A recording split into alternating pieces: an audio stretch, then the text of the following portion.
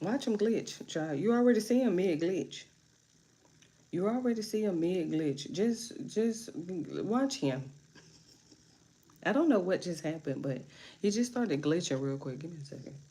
He just randomly started glitching. I'm saying glitching, but he just started blinking like excessively. Exactly. Watching.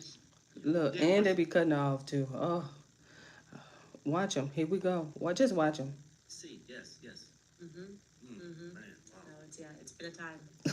How many blinks was that? How many blinks was that? Because that was just totally unnecessary. But let's just finish. Let's finish. Where were you when that tragedy happened? Look how he looking At the at. time. Look how he started looking at his brother like that's the first question. He's, he started rubbing his hand and everything. Look, where you was at? I'm like, oh my goodness. Man. Look. It's been a time.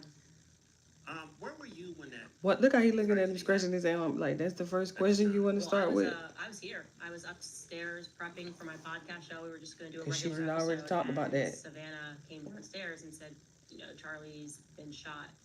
Um, yeah, Very it was just so horrific, crazy. for I sure. didn't even I couldn't She even did, and comprehend. try, and then for us people who watch Candace religiously, she didn't even tell. I mean, we know now, but I'm saying like when she say, "Hey, all right, I'm gonna see y'all tomorrow," we be like, "Okay, I'll see you tomorrow." And so when she didn't come on, I know I was one of them people like, okay, refresh, go to a page. Did she post something? I know I was over there like, where's she at? What happened? She was saying, Right. Yeah. because obviously we just immediately canceled the show and sent everybody home. Exactly. We And did this. We did the exact same thing. So from the moment I found out he had been shot, we went to try to find out if he's okay. And then when I saw the video, I couldn't function for like 3 days. Just went on. yeah, the majority of the world, except for Turning Point USA, I think felt Ooh, that ooh, way, ooh, ooh, ooh, which ooh. is remarkable. I think Mm-mm. everybody shut things down, didn't do things the next day, the day after, and I just there was I something mean, it was 9/11 the next day, so I really wasn't doing nothing. Um, and I didn't know anything about Charlie until like she came spiritual back on about what air. happened, and the amount of emails that I've received to the exact same effect of how impacted people were, and some people who had never even heard of him, people Never, ever. that have never been to the United States, and it just something about that video and the way that he died. And we've obviously seen a lot of violence and a lot of crimes over the years, but that was something different. Yeah. Right.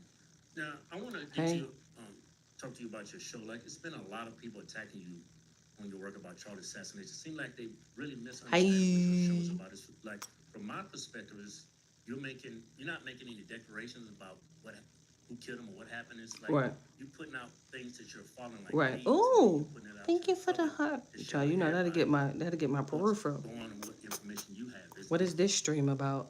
Right now I'm watching Hodge Twins and Candace Owens interview.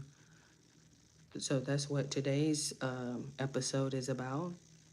And happy Valentine's Day. am I right about that? Happy Saturday. Yeah, it has been very strange to see the immediate reaction that people had. For sure. Some people, not I would not say the majority opinion, obviously, but the people in the media were Right. certainly offended at the prospect of people investigating what happened on that day, For sure. which to me signals that there was a foregone conclusion, and that foregone conclusion was Tyler Robinson did it and he acted alone. And you could just see that there was a lot of money that was backing Mm. this idea that Mm. to even investigate anything um, regarding what happened on September 10th was a sin greater than what happened on September 10th. It was unbelievable. Mm. Right. And it's Mm.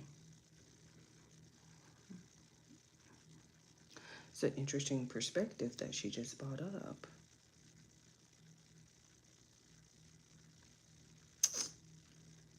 I guess it was just the fumbles. It was, oh, we got him. Oh, wait, no, we ain't got him. Hold on, just a second. But just give us a minute because we thought we had him, but we. And it's so weird because they tweet you. Who?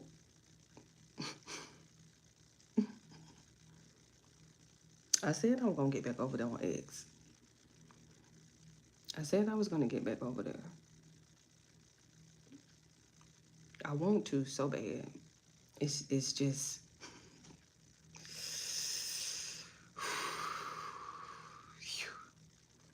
I want to get back over there. But I think that's what really threw me off. Oh, we got him. No, we ain't got him. Hold on just a second. And but they tweeting this. But then again, it's Cash Patel. So you really couldn't. You had to lower your expectations. From the right, Oh, which is shocking to me. oh, It's like they've been trying to, lately they've been trying to label you as a grifter. oh, They're just oh. trying to discredit you. What's a as a grifter? Yeah, What the fuck is a grifter? to be honest, What the fuck is a grifter? Did I miss something here? First of all, let me go to Take Two. What is a grifter? Am I missing something? Is that a word that I didn't? Oh, excuse me. Oh, okay, gotcha. I'm trying to figure out what is a grifter, cause I don't think I know what a grifter is. Ma'am, please go back to where you supposed to be at. I don't think I know what a grifter is. Just get from over there because she all in your business. Grifter. What is a grifter? A person who engages in petty or small scale swindling. Okay. It's swindling. What the hell just happened? I don't know what the fuck is that. Oh, okay. To obtain money or property by fraud or deceit. To take money or property by. Okay. Okay. Okay. Okay. Fraud. Okay. Oh. Okay. But okay. Oh. But how is she swindling? I'm confused because we're trying to figure out what happened to Charlie, and she be over there getting her super trades. I'm like, y'all didn't allege that she was swindling when she was talking about Brigitte. it has not been the right, but it has been. Hey, the Brigitte. Zionists on the right, Oh, and okay, I yeah, think that's a huge distinction. which is a huge distinction, yeah, because I think the right has been infiltrated by the Never Trumpers, and sure they call themselves. I'm supposed the to be right, editing they're videos. Not, they're just the pro Israel. They have to be on the left to support I'm Israel. I'm gonna get it together. Try to assist Hillary Clinton in winning back in 2016. They were so virulently anti-Trump, but now they love Trump. And even though they wanted DeSantis, they love Trump. And so we're just dealing with neocons, and there's nothing actually conservative about them. You know, they have some talking points. I'd like lower taxes, but then they are pro-war all the time, which obviously makes entirely no sense. Yeah. There has definitively been, you can see the line is, if you support Israel, you do not support the investigation into who killed Charlie Kirk. I wonder why. Oh. Right, it's almost like they're scared what you're gonna find, whether there's gonna be something. You don't say, Hodge twins. You don't say. Imagine that. Oh, they're gonna be scared about what she may find. Huh? Interesting. You know, nefarious and turning point, or it's gonna eventually lead to Israel.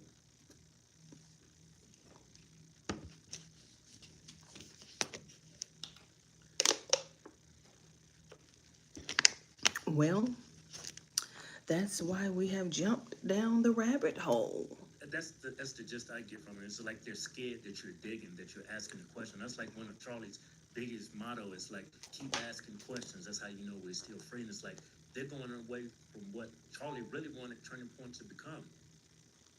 Yeah, and to be clear, Charlie died allowing people to ask him questions, to prod narratives, and they're trying to convince us that his legacy will only be protected if we all agree not to ask any questions about how he And died, believe which that doesn't make Tyler sense. did it. And they, despite having tons of money and financing that sort of psychological operation, it has failed. It has failed because people realize that what is obvious. A small act of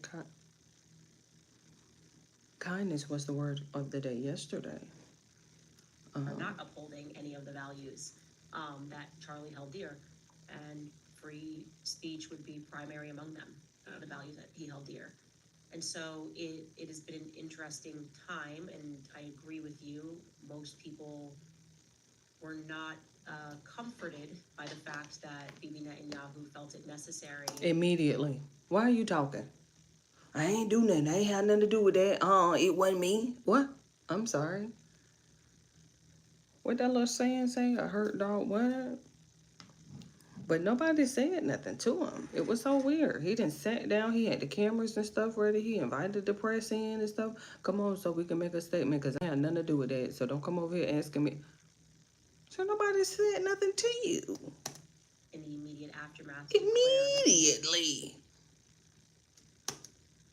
Killed Charlie Kirk. Immediately.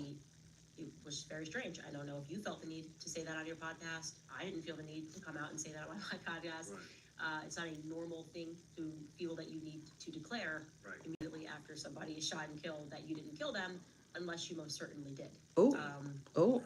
Yeah. So. Like, I was really upset when it happened because, a few months before it happened, there was a man on the roof that tried to take out President Trump.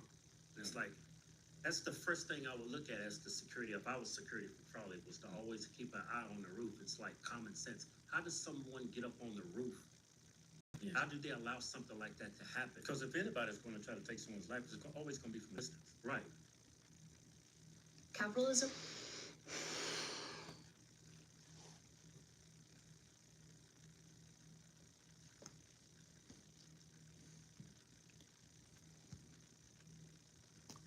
Girl, come on.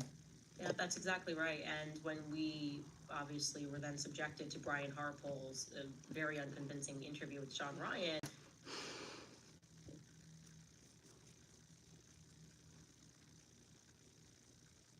I don't even know why he even said anything. I don't even know why he sat down and did an interview. I don't even know where that came from. But we learned a lot. Right? We definitely learned a lot. Unfortunately. And just go and put it out there.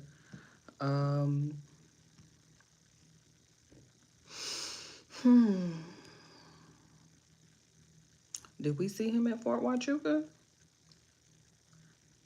Was that who Mitch said that he saw at Fort Huachuca day before? Go ahead, Candy. He shows one text message that's not even his. It's actually Dan Flood's. Oh, I didn't know that. He asked about roof access. Oh, I didn't know. I didn't even know that wasn't even his text message.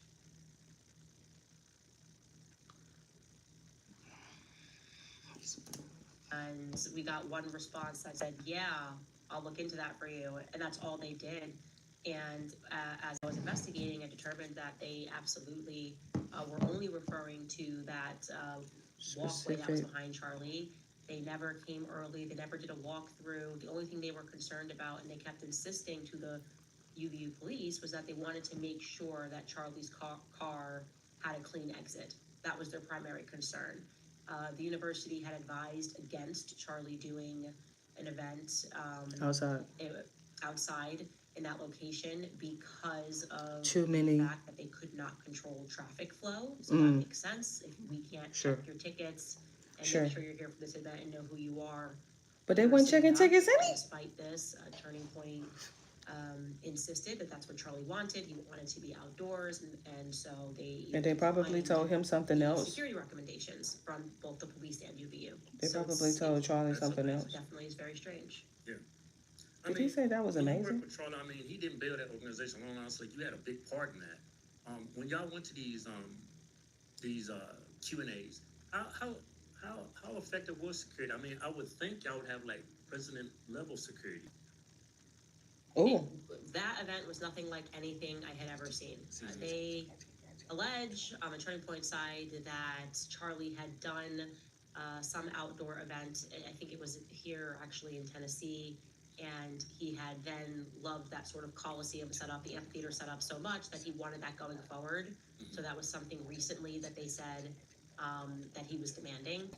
Obviously, no, of course, basic security protocol. Even if I said, I really want this, Right. the security team would say, well, you really can't have this because it's just not secure. Right. And everyone is telling you not to do this. And clearly, what Charlie wanted, Charlie didn't get at his organization. You could see that even in terms of how they were controlling who could come speak. So the idea that this one thing they allowed him to push through and say, oh no, he's got to have that Coliseum set up doesn't ring true to me. It seems like somebody else was pushing for that. Of course, the security could have said to him no, especially because he's contracting them and their reputations are on the line. There was no pushback at all. There was only push forward on the Turning Point USA side, the security apparatus. Typically, of course, there's traffic control, there are tickets. They know who's buying those tickets and people are reserved. So that was just all completely violated. Anybody could have walked up and sat down in that event if they wanted thanks. to. Yeah. I just said that. Didn't I just say that? I was like, we had already found that out. Y'all weren't even checking tickets. Everybody come. They ain't. Oh, yeah. Don't even worry about it. You good. Don't need no tickets. You don't need no tickets. Everything that I saw, even from Terrell being there, was the Terrell first time this ever Farnsworth. happened. Farnsworth. He's the guy who Took the camera. notoriously The camera filmed down. himself after Charlie got Yeah, shot. over there in the cut. Ooh. My thing is, how are you already declaring that he's dead? What's this today? Yes. How are you already declaring that he's dead? I'm confused. I'm confused. He over there, he done jumped up on the ledge, he done ducked off in the cut, he done flipped the camera around, oh look, caught a shot of them going to the car, and then he was like, he dead. How? Dead within 2 minutes, and then right after that, rather than running toward this person that he's worked with for over a decade or calling Take the camera 911, down. it's amazing none of them thought to call 911. He runs down to remove the cameras, and so one of my first questions was, why was Terrell there? I've done tons of events. Terrell doesn't go to these school events, and they said, well, we were trying something new that day. Everybody been. Like, You don't try things new in the middle of a Q&A. And even stranger is that Terrell, they were trying something new that day, but don't forget they had scheduled Charlie to have an event just 10 days later at UVU. He also had an event later that week at Colorado. Terrell wasn't slated to be there. So they were not just trying something new, they were trying something new for just one day that required Terrell. There was no communication between Terrell and the events team for the event that were in the immediate future. There was no security planned for the event that Charlie had the very next day. Exactly. At Colorado. There was no communication, no. So it's almost like the security knew that that event was not going to take place. You know what's crazy? Like when what happened to President Trump in Butler, Pennsylvania? Conservatives really attacked the FBI. We really went after them. So that was an inside job. They're trying to Secret Service. Yeah. The incompetence that the females, what they were doing that day, it's like we really went after the FBI. The people that was in charge of protecting him, right? It's like when we go trying to go after the truth about Charlie Kirk, it's like people start labeling us like bad faith actors and conspiracy theorists. Why do you think the switch up? Why is he trying to label people on the right just trying to really find out about Charlie? Why are they trying to paint us as like just drifters and conspiracy theorists? Because they know something we don't know. Obviously. What was the question for today? What's your favorite form of intimacy? Because the boss has a boss, and you know, Trump took. Oh. Hmm. Interesting. Interesting point. Because the boss have a boss. Did she say have or has? I think she said has. The boss has a boss. Ice and milk. Okay, I don't drink milk. Um, so I don't know how people drink their milk with ice or I don't drink milk. Um, question. Go. 100 million from Miriam Adelson. Ooh. Charlie stepped on Bibi Netanyahu's toes. Ooh. He went head to head to him over Iran back in May, I believe, was when it was Operation Midnight Hammer when we bombed Fort Al. Ooh. And Bibi wanted a full front war at that time, and Charlie convinced the president that that was not a good idea, and he stood up to the entire Zionist lobby who were in his ears. I think Bibi viewed him as problematic. They were very upset about Tucker's speech, and Charlie had said he was abandoning the, Israel cause. And so I think what you're seeing is that Trump has a boss.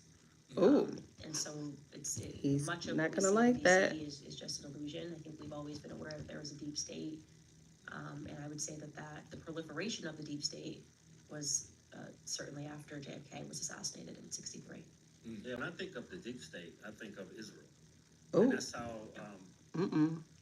I really was drawn to Trump, because of the deep state and the shadow government controlling our government. We wanted to put America first, and so far I think we're getting anything but that. Anything but that. And you know what? I'm so glad that all of Trump supporters, past supporters, previous supporters, no longer supporters, I'm glad that everybody is coming to that realization. So don't try to blame it on Marjorie Taylor because she was like, you know what?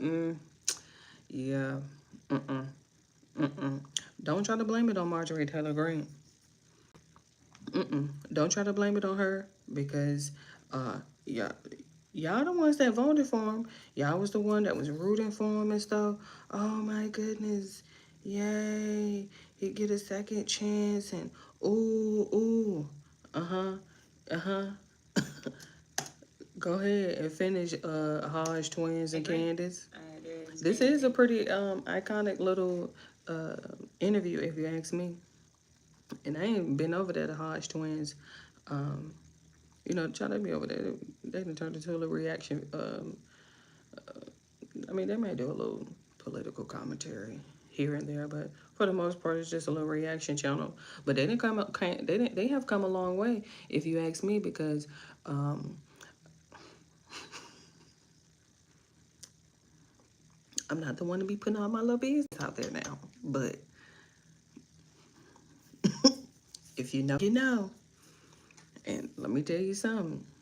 As a person who actually is a foodie, child, them doggone Hodge Twins. Child, they eat all day. Man, when I tell you, just sit there and watch them eat. And they be talking. They don't be eating no more. They could be eating while they sitting there doing that. That's how we know them. Child, they used to eat. I'm talking about they used to tag team. Come on, go get some lunch. You could only imagine like how it started when it like that first, cause they twins, so and they real twins, but just imagine them having lunch together. Let's record. Oh, let's put it on YouTube. Let's start a YouTube channel. They ass used to eat. I miss that. If there's one thing that's because I'm a Hodge Twins fan. I'm happy about is that we certainly proved the rhetoric was always MAGA is a cult. MAGA is a cult. Well, I think we've certainly proven that we are not. And when he started to go back on his promises, I mean, his consistent attacking of Thomas Massey. Do we get the energy that you have towards Thomas Massey, toward the investigation into who killed Nope. Charlie Kirk? Nope. That'd be great. It's not exactly what we were uniting behind. MAGA wasn't like, let's take down Thomas Massey. This is our number one problem. Right. And so it's almost like somebody has his phone and Mm-mm. somebody's telling him what to say, when to say it, Mm-mm. and that's, you just don't get $200 million Ooh. and not owe somebody. And Right. it seems to Yeah. me seems to have been the cost for this I administration. think his attacks on Thomas Massey and Marjorie Greene is when he calls them names, it's like an ulterior motive that he's not sharing with Mac. Did I not just say her name? Did I not just say Marjorie? Okay? Look, stop playing.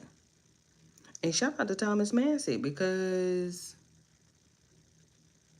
child, I got introduced to Thomas Massey through Theo Vaughn. That's what you have to love about YouTube. That's what people don't really understand about YouTube, child. It's all one big happy family. And I'm talking about she brings us all together. All together. It's your algorithm. That YouTube algorithm ain't different. But let me tell you something. That's how I got introduced to Thomas Massey, through Theo Vaughn. He had let him take a little field trip inside of his little, I don't want to call it, it's like a pickup truck camper that he got on top of the bed of his truck and stuff like that. Shout out to Thomas Massey. Shout out to Theo Vaughn. I ain't been over there in a minute. But I think he did an interview with Donald Trump that I haven't watched yet. Because I had caught the Cat Williams interview that he did. And that was pretty interesting. And then I saw the Thomas Massey one. He is really funny. You gotta give it a Theo Vaughn shot, because I don't know where he came from. He just popped up out of nowhere, at least for me on my algorithm. But come on. I think he's doing it for foreign interests. Uh-oh. He's not really putting America first. Like his attacks on Marjorie Greene, calling her a traitor. Calling her Marjorie Trader Green. So disrespectful. I would have left too. I would have put in my little what was it, a 30-day notice? You like, I'm up out of here because I don't have time for this. I went to one of his rallies and I met Marjorie, and she was discussing about I really think they're trying to put Trump in jail. And she looked very concerned. She was very worried about him. And then to see him to go on TV and to call her a traitor, it's like, it really pissed me off. But it was only because she was trying to get the files released. Remember, she had did that press conference with the survivors. And who was that? Who was that was making fun? I think it was Josh. I think it was Josh Johnson, who was talking about Marjorie and how the microphones was all the way up here while she was talking at that press. I believe it was Josh, if I'm not mistaken, who was making fun of her. You did all that to Marjorie. I mean, #1 supporter for the Republican side, and then you turn around and you release them anyway. I mean, we get them in increments, child. They coming out slowly but surely.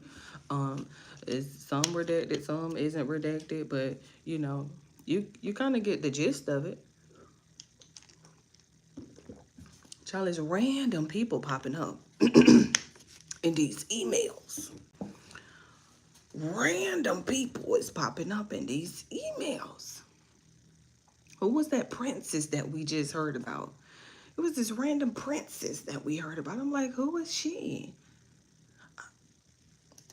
A lot of us felt that way for the exact same reason. People that took real risks to support him. Yeah. People that were willing to be tarnished, have their reputations tarnished for supporting him. Exactly. It's not popular to do so. Right. You see how quickly he will flip on you if you at the drop of a dime. Because he needs the compliment that what he's doing is right, even when it's wrong.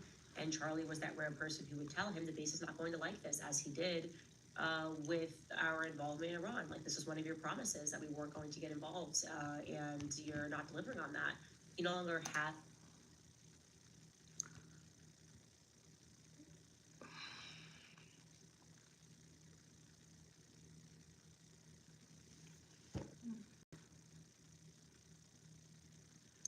Y'all voted for him. Y'all put him in office. So y'all have to accept the consequences of y'all actions. Because what? Y'all didn't want Kamala? Okay. Okay. Okay. Okay. Okay. Y'all preferred Donald over Kamala.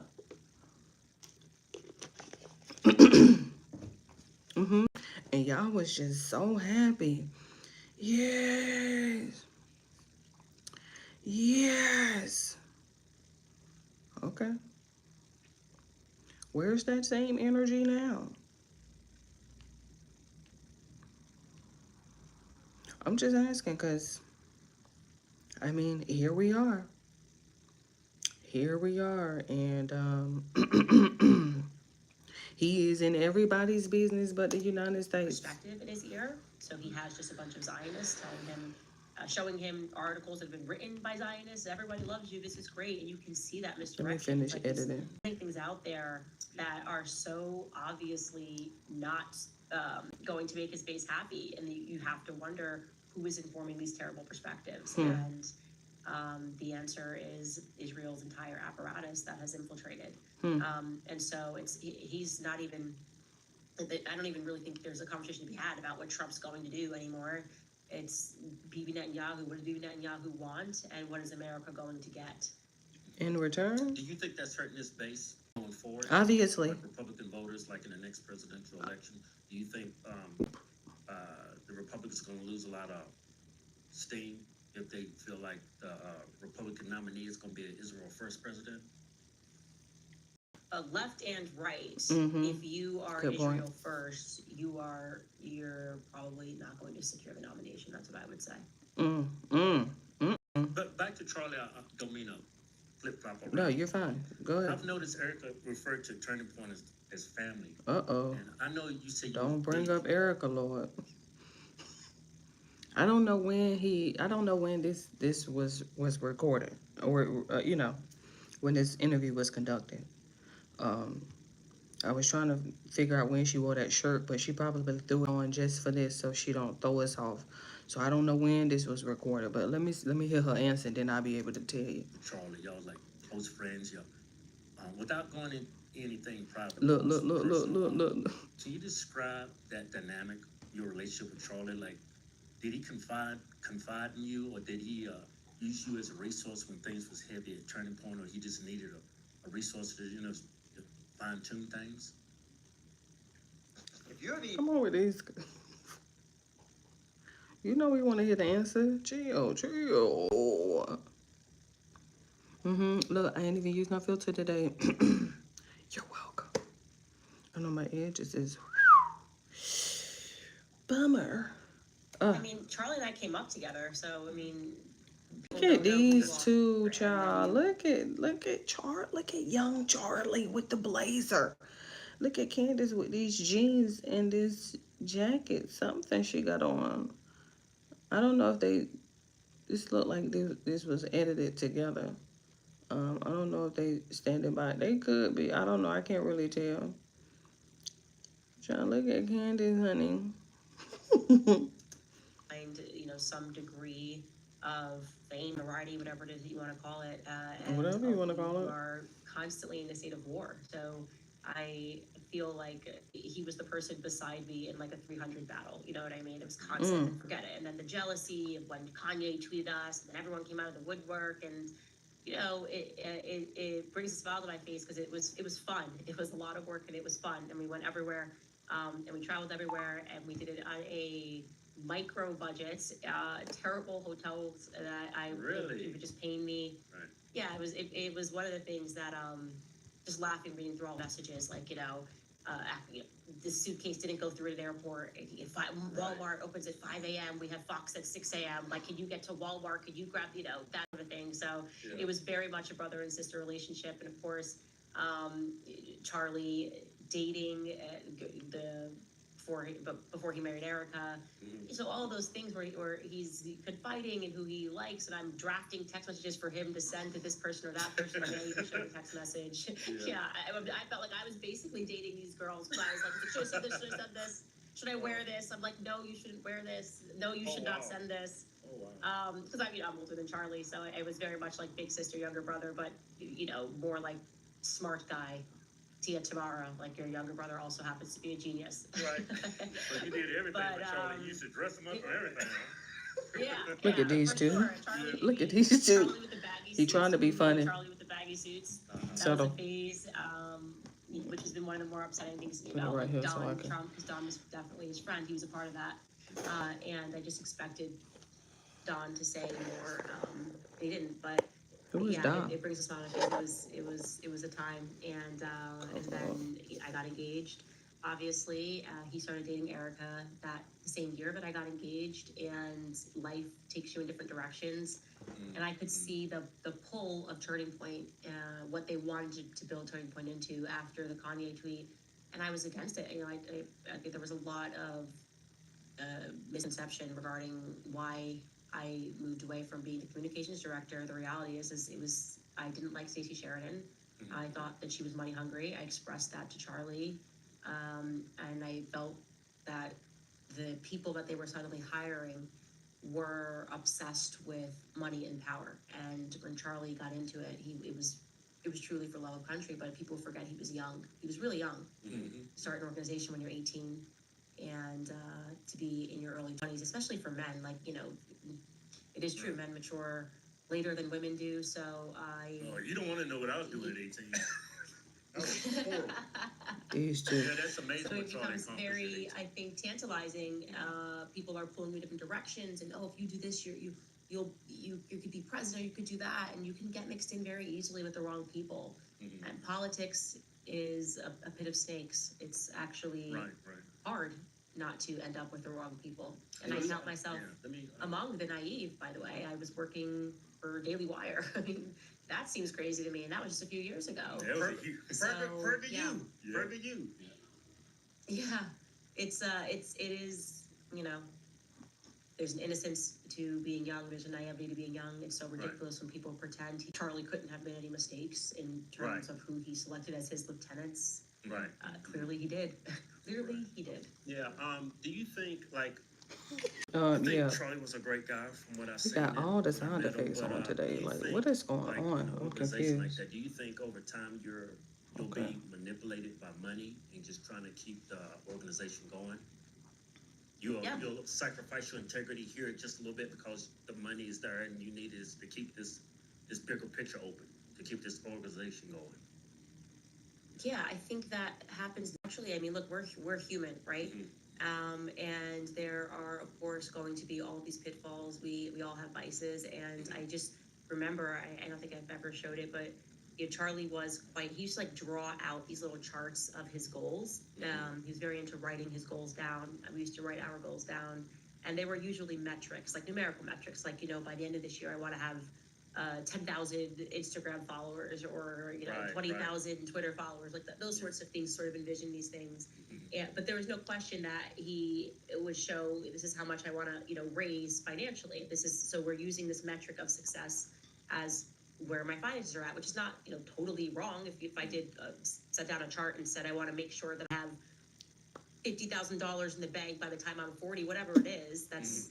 But then when you have the wrong people around you and they're telling you oh, this is the person you need to meet, this is the person you need to be, and you're ignoring the morality of that person or how that person became rich. I mean, Miriam Adelson, what is the Adelson legacy? It's gambling.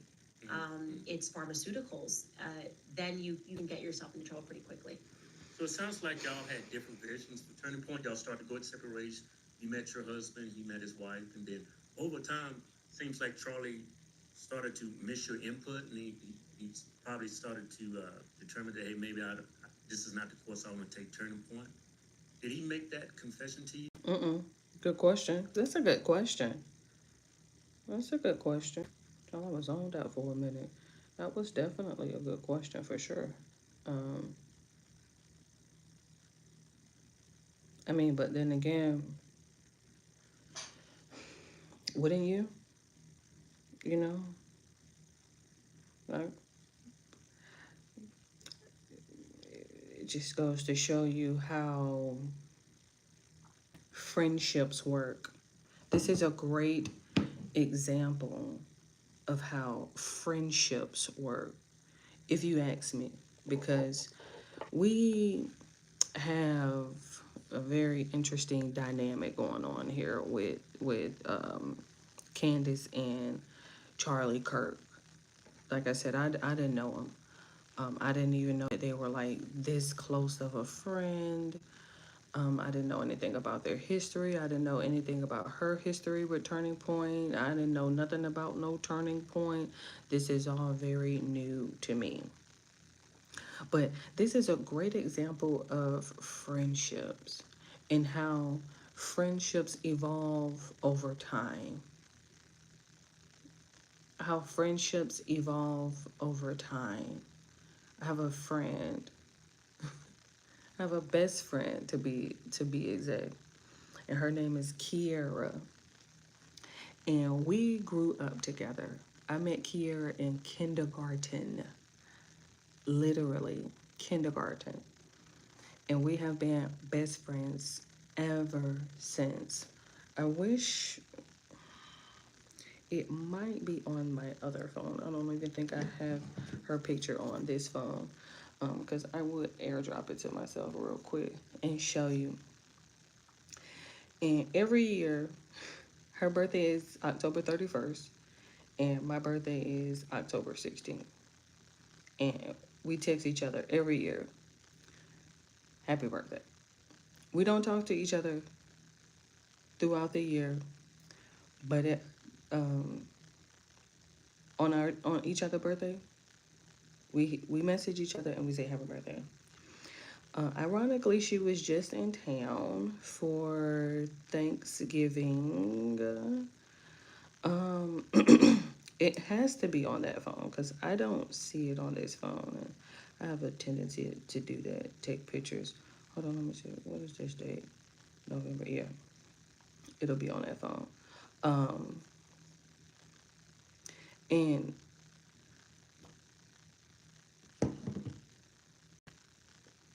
regard, she had came by because she was in town, but she doesn't live here in Atlanta, but she was in town. And so I appreciated the fact that she had stopped by.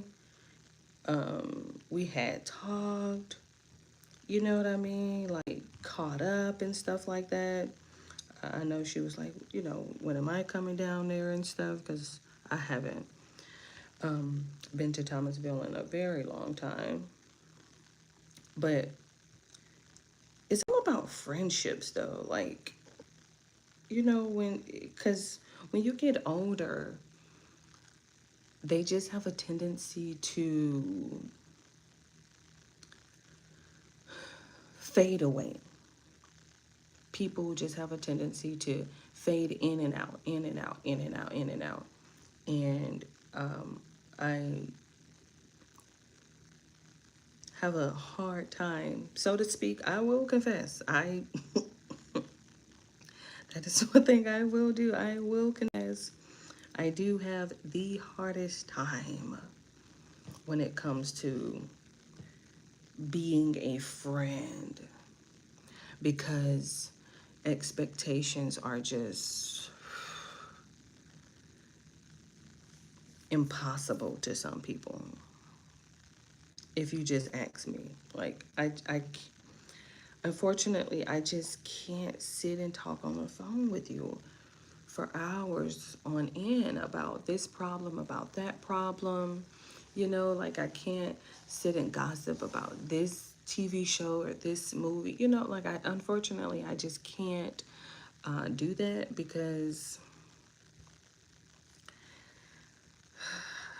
to me, that just feels unproductive. But that is one thing that I have learned in regards to Candace and being a friend to Charlie, and how,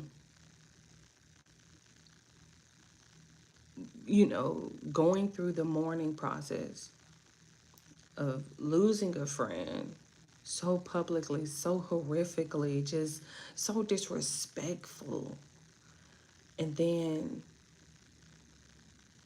realizing something about this just isn't right.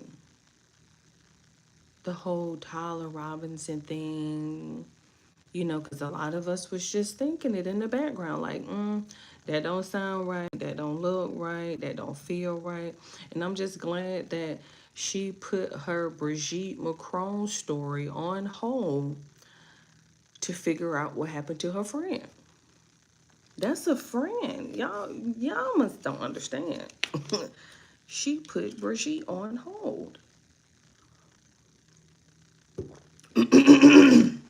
We was just about to get ready to get started on season 2, part 2. We still don't have it. I know she has it. You know what I mean? Like, I know she has it, but the fact that she put Brigitte on hold, that's a friend. In the, we never stopped touring together. I stopped being communications director, but then we just went on tour. And so we never fell out of communication. We always She be talking too fast, so I can't really speed her up. Then her words, so I can't hear her if I speed her up. We're speaking a lot about faith towards the last year, I would say, 2024, 2025, last 2 years. Speaking about faith, because I would say want a friend like that. Zionist question was coming up. So that I guess you have to be a friend like that in order to. Obviously, what he saw that was done to me. He knew who I was. He didn't like what happened. He didn't like what Daily Wire done to me. He was very clear and vocal in his support for me. So it led to the political questions, led to philosophical questions. The philosophical questions led to spiritual questions. And so, for sure, Charlie was changing. There's no question that Charlie was changing, and he was considering Catholicism, which would have been a major upset to his evangelical donor base, more importantly, an upset to his Zionist donor base. And we obviously showed the squeeze that he was going through toward the end, trying to maintain friendships with Tucker, and he was done in the end. I mean, on September 9th, before he died, he was texting people saying, I want Candace back at AmFest, because he had allowed Zionists to peer pressure him into not inviting me. Because I was going through the Wire thing. They make money, they make the demands. And he was just done with it. He expressed that to people, said, look, I don't care about the money anymore. So for him to make that declaration on 9th and then maybe on the 10th, I suppose that's BB's fortune. He's just fortunate that way, or something, that he was asserting that he was done with Israel, and then the next thing you know, he was gone. And Israel was trying to control his legacy and pretend that period of transition wasn't happening, and it was. And obviously that's why it was really important for me to get out the truth. Right. After his death, everyone knows the left and the right, of how America was grieving. Like at his funeral, when she came out to those pyrotechnics with that damn glitter suit, the way she was dressed, I was really. It's the flames for me. What they call pyrotechnicals, whatever you want to call them. Ooh, you doing a lot, honey. It's like a celebration, but let me let him finish. I bit my tongue. I thought it was weird. Yeah, look, you know what? I had to go back to her speech in the studio. If you go to my YouTube history, I think I probably didn't get 5 minutes in. I know for a fact I didn't get 5 minutes in. It was the podium for me. It was the podium for me. It was that podium for me. Okay, ma'am, why do you need a podium? I don't understand. Why do you need a podium, though? It's the little things. I didn't get through that speech. I didn't get through that speech because it was something about that podium that didn't sit right in my spirit. Why do you need a podium? But a podium, though, You doing too much. You doing too much. Let me. Everybody grieves differently, and I fed into that. That's- Everybody grieves differently. I don't say That damn anybody grieves like podium. that.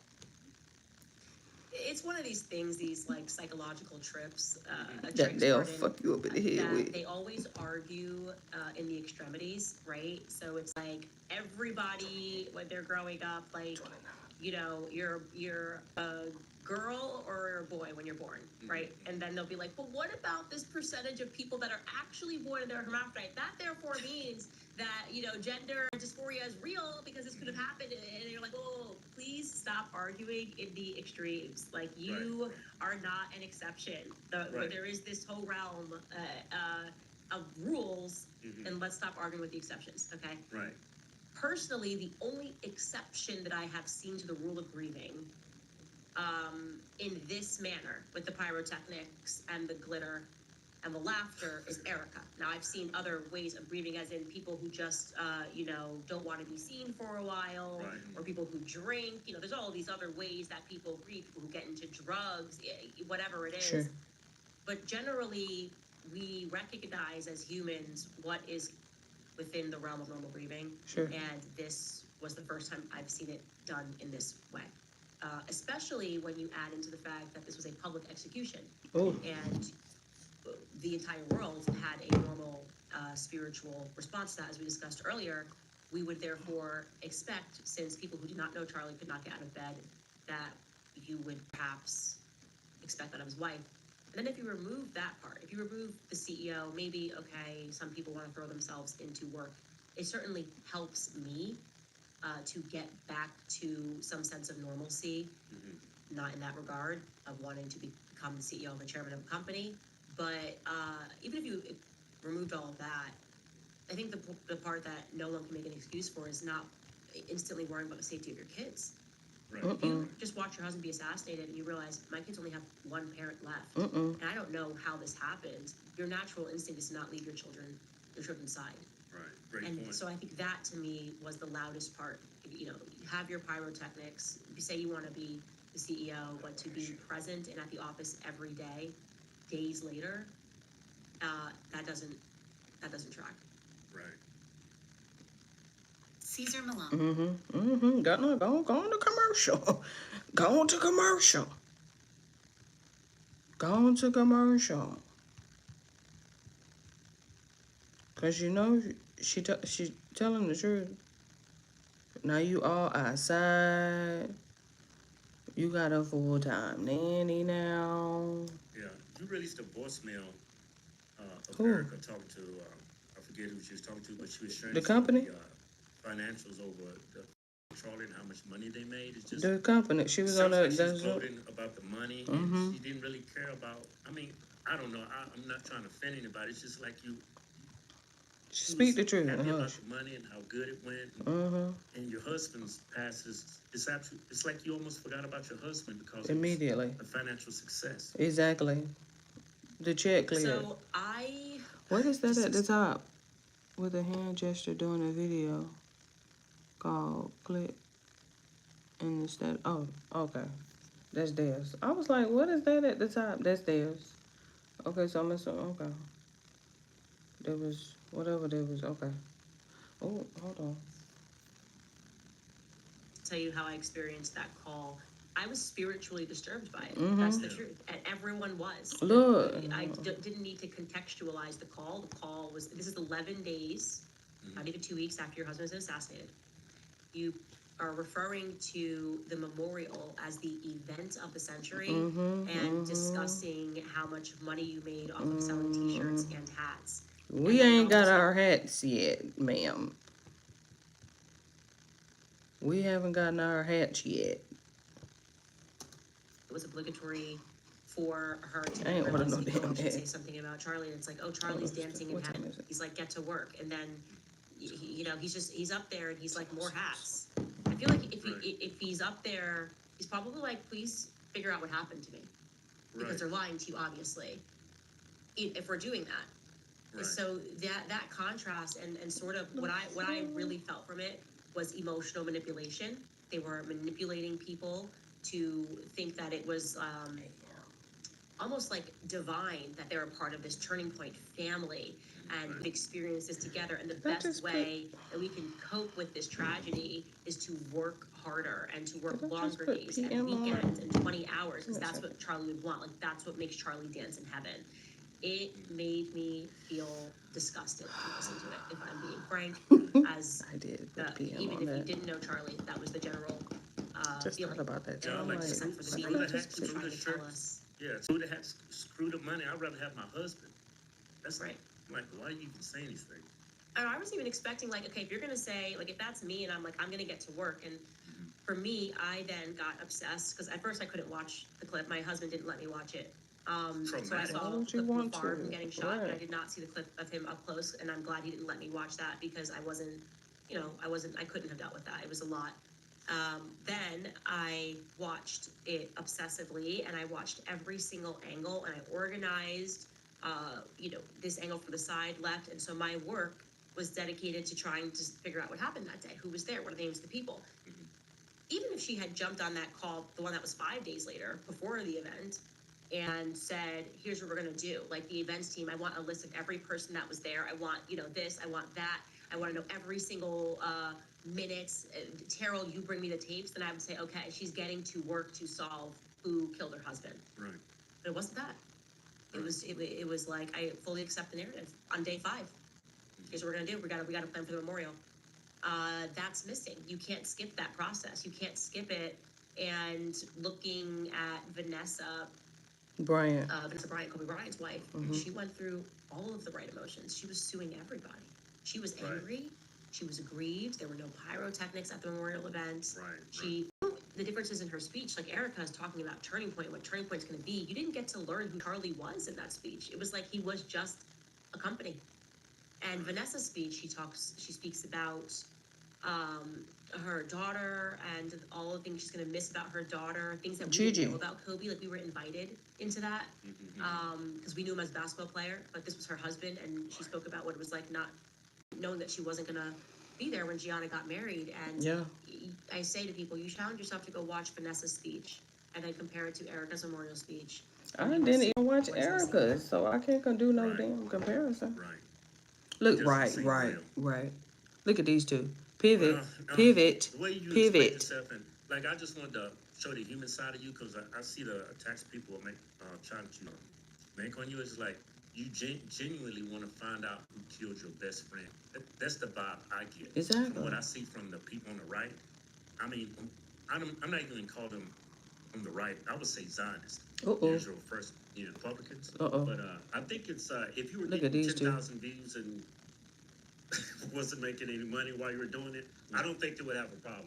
I think they're pretty much pissed off at your success. Yeah, but you were having a lot of great success before this Tony Kirk incident happened. Right.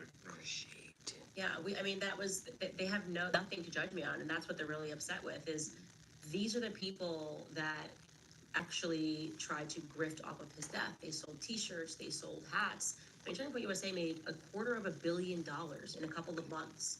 So it's just stunning that Erica sits up on Fox News and she says to people that are Stop. making tens Right. and thousands of dollars on YouTube, okay, $250 million grift. Like, are you kidding me? Right, In a couple right. of months, like, that's just wild to me, because they were referring to YouTubers even that were speaking about like the ballistic ones that were going viral. She said, "Do you understand how much money they're making?" I'm like, yeah, no, actually, do you understand how much money they're making? Because it's Nothing a drop in compared. the bucket compared to what Turning Point USA has made. Like, they're trying to make it seem like everybody on Can't- YouTube now can't. went from making $0 to hundreds of thousands of dollars or something like that, which Right. couldn't be further from the truth. Right. Our podcast was already top 10 globally. Uh-oh. This is part of why Brigitte is suing me, because she's saying, Brigitte. Oh, well, are you? the podcast was successful only because I found out that she has a penis, right? Brigitte. Oh, where are you, my love? We waiting for season 2, part 2. She has me distracted. Now I have to go and I have to. I have to go and I have to do this all over again. Fooling with this doggone Candace, bro. Man.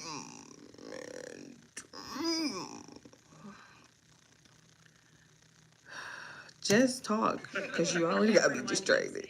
When I did the Kabbalah Chronicles and we were Right. top 3 globally at the end of last year, they were like, "Oh, it's only because of the election." And then when the Blake Lively series went Right. viral and Blake Lively's people issued a statement, it was like, "Oh, it's only because of Blake Lively." It's like, calm down, Everybody. Like, calm down, narcissist. It's because I'm dedicated to investigating things that I'm passionate about.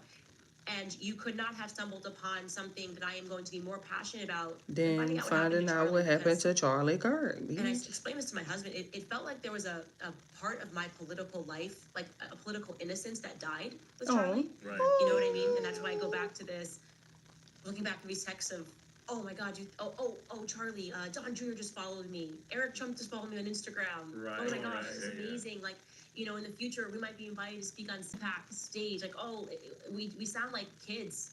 And Right, because we were, in a way, we were political kids. And we didn't understand how deep and how evil and, I guess, how dangerous politics could become. Ooh. And so I had to don't do mourn that. that too, Don't do like that. this was recognition that this actually happened, and the people who should be protecting Charlie and who he gave his life to are silent. So, yeah, you stumbled upon, you already knew I right- liked to investigate evil, and then you created an act of evil that was personal to me. So, surprise, I'm here. Surprise, How surprise. does it feel, Candace, being, you was at one point number 1 and you fluctuating between 1 and 10, top 10 globally, your podcast. How does it feel to, after what happened at Daily Wire when they gave you a show and said it was uncancelable? And then you started to make criticisms that they didn't like and then they canceled you, essentially. I mean, how does that feel? Yeah. Because that had to have been scary. Feels amazing. Exactly. It For sure. gets into this. I mean, it's almost biblical, right? It's like Satan will always tempt you with money, and it is instantly gratifying to say, "I can give you millions of dollars, but you have to be immoral, or you have to shut up on immorality." And the majority of people are willing to make that deal because it's in your face and the money is being offered to you and it's guaranteed. Versus the unknown. The unknown is scary. Like, not knowing something is scary. And like I said, it goes back to biblical, the idea of the forbidden fruit of knowledge, right? You know this, and so you're tempted by it, and you're gonna bite into it. Versus, like, I'm gonna be ignorant here, but trust God. And I felt that came to me on the topic of Gaza. And it wasn't just like they fired me, they tried to ruin my life. I mean, they were behind pressuring Turning Point not to have me speak. So Charlie and I were discussing that, what was going on behind the scenes. That was very much them. The Zionist lobby getting canceled from touring. They didn't even want me to be able to make an income outside of podcasting. They got my YouTube demonetized. They like organized a campaign to mass report my YouTube right when I was starting it. And we dealt with every blow. It's just like one day at a time. And so when we were, which was pretty instantly at the end of Q4. It was so weird because I remember like randomly seeing Candace like pop up on my algorithm. And I'm like, where is she at? Like I saw like the whole studio or whatever, but it wasn't her name.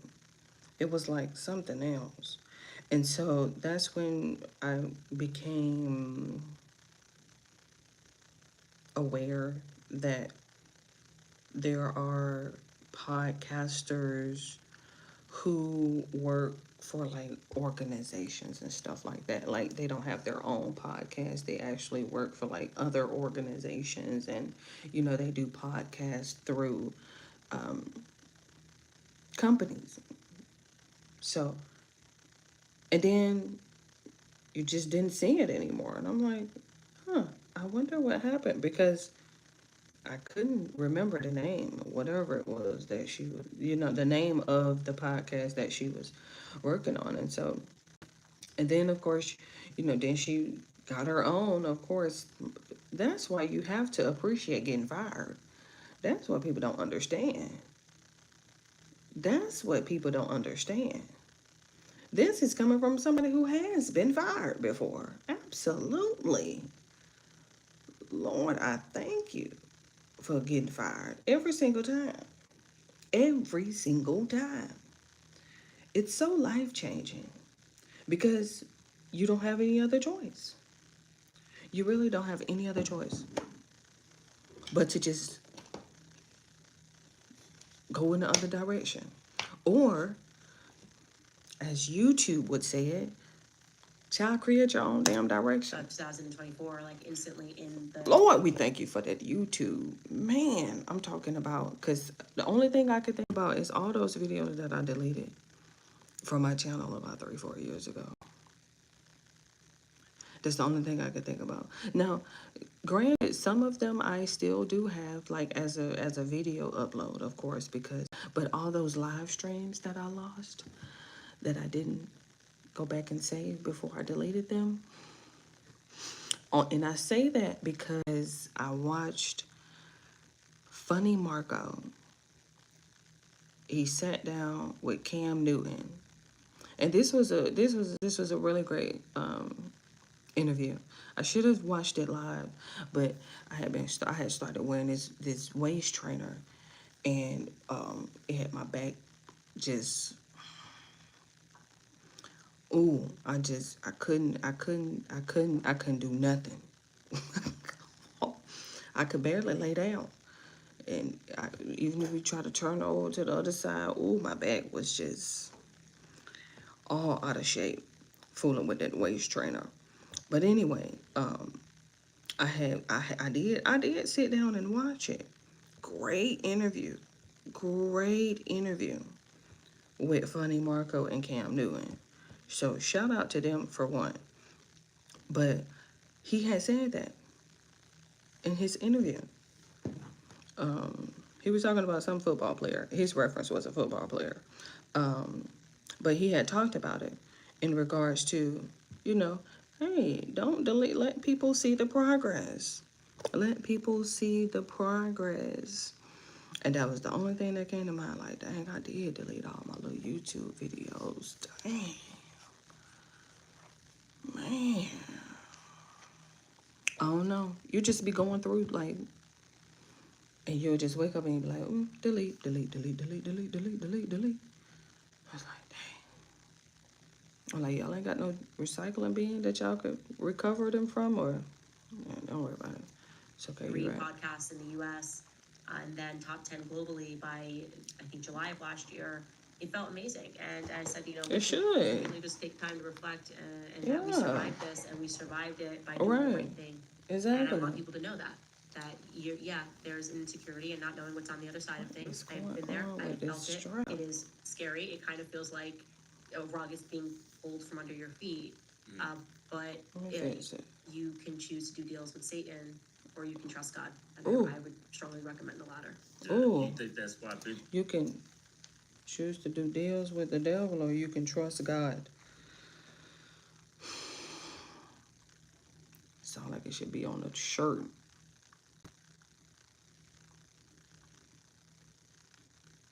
I might need to quote her on that real quick, because I don't want to lose that one. Let me get her a little quote real quick. Put it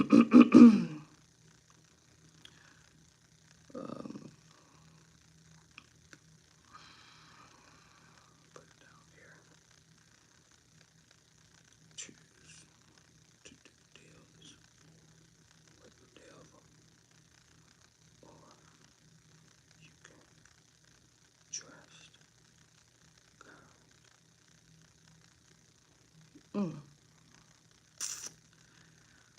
Let me quote her now, before we know who said it. Candace. Does she got that CANDC or Candace? Candace. So give me a second real quick. Let me make sure. Do I have another? I got one. Hold on. Let me see how she spelled that. Candace. Okay. I was just making sure it was Candace, and some people be trying to be all fancy with it and stuff. Okay. Now come on back so we can finish. Go ahead. Girls like infatuated with you? Who? Bro, he has every Standis cup. I know he does. He's like, no Ben one Shapiro? watches my show like this. Ben Shapiro. Yeah, it seems like they're making a show dedicated to attack you. Yeah, that's nuts. It's crazy. It's insane. It's like gang stalking. Mm. It's But, really you know, weird, like, I go back too. to what I said on my 24. show the other day is like you have to understand, like, when you do 25. deals with Satan, like, he's not the creator. He is constantly trying to rebel against the creator, so he can't create. And so when these people get rid of 26. people that are good and godly, Charlie 27. got rid of me because I said, yeah, I know you can't just mass murder kids. 28. Genocide is always wrong, I think was notoriously what I said. That started the whole thing, got the whole snowball rolling down the hill. But yeah, so what are they stuck with? Bringing back my old channels, like still trying to So like, weird, please, I know I right. can't create anything of value. Let me try to make fun of her, and they don't even do that well. Like their memes aren't funny. Yeah, right. Because So you weird. just don't have the creative flow. That's what Right. happens. Right. So Yeah. Oh, that's, that has got to be the weirdest thing, though. Somebody to fire you and then become obsessed with you. And not only just obsessed with you, they're obsessed with the fact that, oh no, we didn't know she was going to become that great.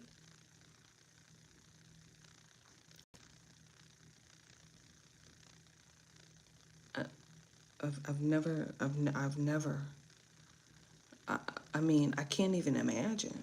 Like she said, it is like borderline creepy and scary because she said she had somebody walk up to her and stalk her at an event, a speaking event that she was at, and you know what I mean? Look, they pulling up her old YouTube channel and trying to create some parody around it and about, oh, every time she say something, we're just gonna make a. How so weird. This is so weird on like so many levels. But it does goes to show you like how obsessive people can be just over your success. Just over your success. Just imagine. Just imagine. It goes deep. It goes, especially because this is corporate. You know how it is with relationships. Uh-oh. Walsh, Michael Knowles, I'm not sure how close you got to them while you were at the Daily Wire. Why do you think they're still with the Daily Wire and they're not on their own? Goodness, them commercials be coming so disrespectful. I've asked myself that question. What I can say is yes. I had great relationships, still do. Matt, Michael, Brett Cooper, who did get out of there, gratefully. And you never know what someone else's burden is. I mean, I know what I went Sure. through, and like I said, it wasn't easy. If I'm putting myself in Matt Walsh's shoes, like I said, it's a known. He's able to work from home. He has 6 kids. I think men carry different burdens than women do. And so I try not to read into it too much. But I do know that they are good people. And I've had a good experience with them. They never did anything wrong to me, ever. They never waded into the territory of doing anything wrong to me when I was going through all that stuff. So I have enough enemies. I don't need to make any more, and I'm always praying for them. They're also we're brothers and sisters in Christ as well. So I pray for them all the time. Right. It seemed like very good Christians, but Ben, he seems very vindictive. Like you don't want to cross that man's path. She's Hey, funny I with wanna, that cup. switch up a little bit. What do you think about that Alex Preddy shooting when they shot him 9 times in the back? Who? Unarmed man. Okay. I was like, ooh, hold on, pivot. Hold on. Where did we just go? Minneapolis. Okay, why he ain't ask about, well, the dudes gonna always bring up the dudes. They're not gonna ask about, what's the name? I can't think of it. I can't think of it. I can't think of her name. They might bring it up. Let me see. It's funny. I was just doing this interview, speaking about that over on a Russian show, and I would like more time to process that because first and foremost, if you had asked me this question back in 2016, when You know, that our hold on, pause, Candace, real quick, cause I think it was AP. I think it was the Associated Press who just had a story. Um, of course they, cause I can't remember her name. The lady in the car who had got shot in Minneapolis before Alex. I can't think of her name right now. I can't. It's there, but it's not there. It used to be there. It could be lingering somewhere in the background, but right now I'm not really focused on her because um, I, I, I, I remember I was doing my son's hair and I was talking about it. We were talking about it, and I was like, man, I'm pretty sure it's so many undocumented immigrants who have been through worse. I'm talking about worse. Not trying to downplay what happened to Alex, and definitely not trying to downplay what happened to the young lady who was in the car with a girlfriend. But I was like, I know that there are some undocumented immigrants who have been through worse situations than that. And I was so relieved, not relieved for this particular matter, but there was an undocumented immigrant who um he had got beat upside the head with one of the metal rods that those police officers use to break the window.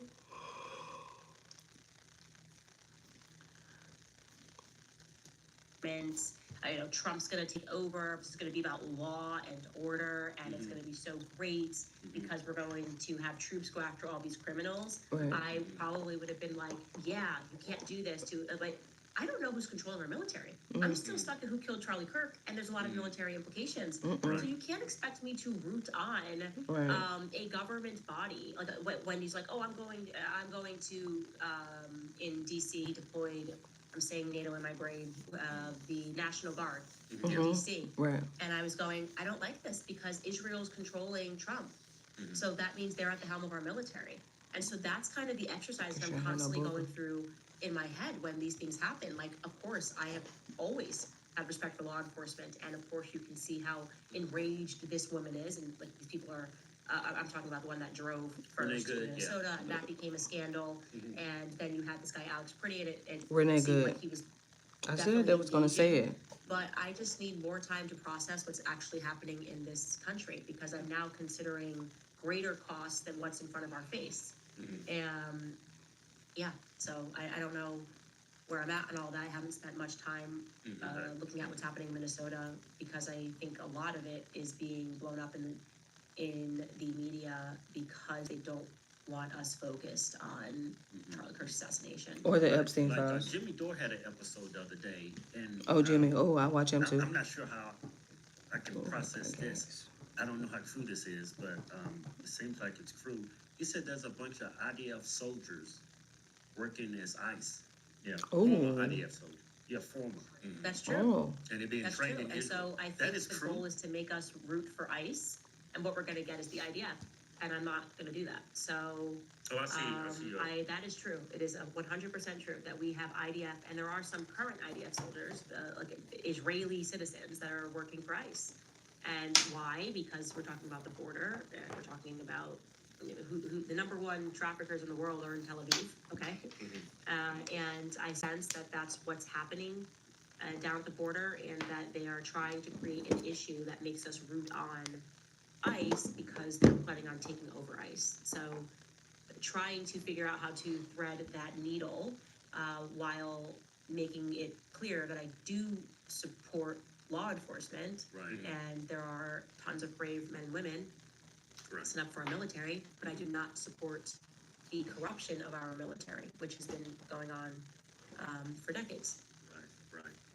I want to show you this clip of Trump who was asked about the Epstein files. Epstein conspired against me. So that takes care of Epstein as far as Trump is concerned. But you got a lot of Democrats out there that are very much involved with Epstein. But I'll be honest with you, you gotta get back to running the country too. On the Epstein files, you talk about Democrats who were in there. Elon Musk was also in there, and so was your Commerce Secretary Howard Lutnick, and correspondence that he had with him. Did you read those new files that were public No, Department of Justice? I have a lot of things I'm doing, you know, a lot of things I'm doing, I don't know. You mentioned two names, I'm sure they're fine. I'm sure they're fine, otherwise it would have been major headlines. I think it's really time for the country to get onto something else. You know, now that nothing came out about me, other than it was a conspiracy against me, literally, by Epstein and other people. But I think it's time now for the country to maybe get onto something else. What would you say to the survivors? You know, you are the worst reporter. No wonder CNN has no ratings because of people like you. You know, she's a young woman. I don't I've think never ever seen her you smile I've known before. you for Oh, the deflect. It's so cringy. It's so cringy. Now you see where Caroline Levitt gets it from. Now you see where Pam Bondi gets it from. You see where Cash Patel gets it from. It's almost like they go to school just to learn how to do it. As soon as she, oh, so what would you say to the survivors? Because remember, Pam Bondi was asked about that during her Senate committee hearing. And look, she had to pivot and deflect again as well, just as bad as he is. You know what? Ooh, CNN. Ooh, I've never seen her smile before. I forgot where I saw this clip from. years. I don't think I've ever seen a smile Well, on I'm your asking you face. about survivors You know of why? Jeffrey You know Epstein. why you're not smiling? Because you know you're not telling the truth. And you're a very dishonest organization, and they should be ashamed of you. Watch Candace. If you learn how to tell Look at Candace. Ooh, wee. She finna chew him up, spit him out. Probably not. The first, Why does the he first keep- time I saw that, it was out of context. And he was just berating her. I was wow, he Right. roasted her. She Right. just said something stupid. Then I'm Right. going back, Candace. I And looked watch at the full video and clip. looked at the Yeah. context. I'm like, Right. why did he snap like that? Exactly. Because she asked about the Well, he doesn't want to survivors. discuss the Epstein files even before the dump, right? Exactly. So we knew that, obviously, and I think maybe Project Veritas had done some work and said that his, had revealed a video that someone said his donors were in the files. And we obviously have not received the full files. It's very obvious that what's missing are Everything about current him. active Mossad-type agents in the United States that we know were intimately involved with Epstein. So we just wanted to turn the chapter on that full stop. Is she being intentionally provocative?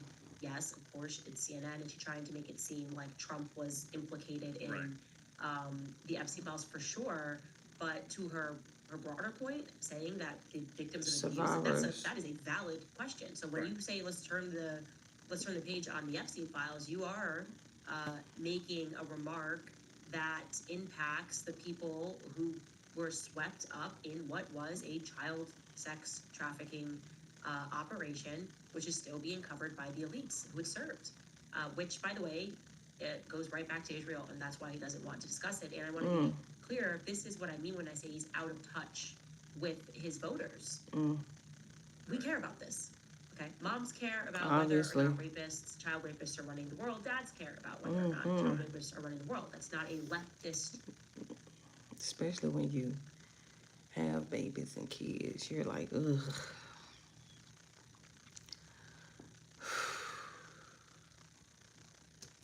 Talking point.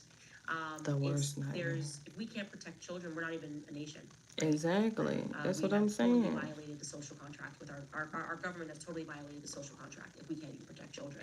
Exactly. And the fact that so many of y'all are implicated, it's like, wait a minute now. Hold on.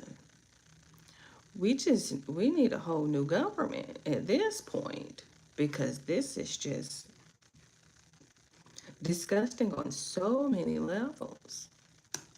People feel like we're on the brink of a civil war because they're kind of saying, yeah, we don't care. Yeah, sure, we had an island. Sure, it was built after an Egyptian temple. Children were being sacrificed. It had a sublayer. But we're now over that because we got him out of the prison and he's happily living probably in Tel Aviv. Like, that's not going to work. That can't be the messaging going forward. Yeah, I just don't like when he keeps calling it a hoax. It's like, why would Yeah. you use that verbiage? Why would you use that language to describe Epstein? It's like a smack in the face to all the victims of him. It's because they do think that we're a cult. And I think Trump started to believe that everything he said, his followers would get behind because we fought so hard for him when he was actually wronged. But the important piece that he's missing is he had actually been wronged. In this circumstance, the victims of Epstein's network were the people that were actually harmed. Right. What do you think about a lot of Christians are not familiar with the Talmud or the faith of Judaism? Like this term is called goyim. It's a reference that's been going viral, and if you look on Google, people are actually starting to become familiar about this term, and it's an eye-opening experience for a lot of people. Like they're not familiar with the culture of Israelis spitting on Christians in Israel. Yeah. And what does that term Judeo-Christianity mean to you? Or is it just bullshit? It's to me, it's one of the infinite genders that's been created by the left. You know, it's like, we'll just hyphenate. And, he's a he, she, ZBBB, maybe. You're a Christian. You can be a Christian. You can be a Jew. You can be a Muslim. Once you get into hyphenating, what we're trying to do is it's just a psychological operation. But I also want to be clear, I do not view Israel has nothing to do with Judaism. That's just its latest mask. And I talk about this on my show. Even that plays into Israel's hand. Well, hold on just a second, because we need to go back to spitting.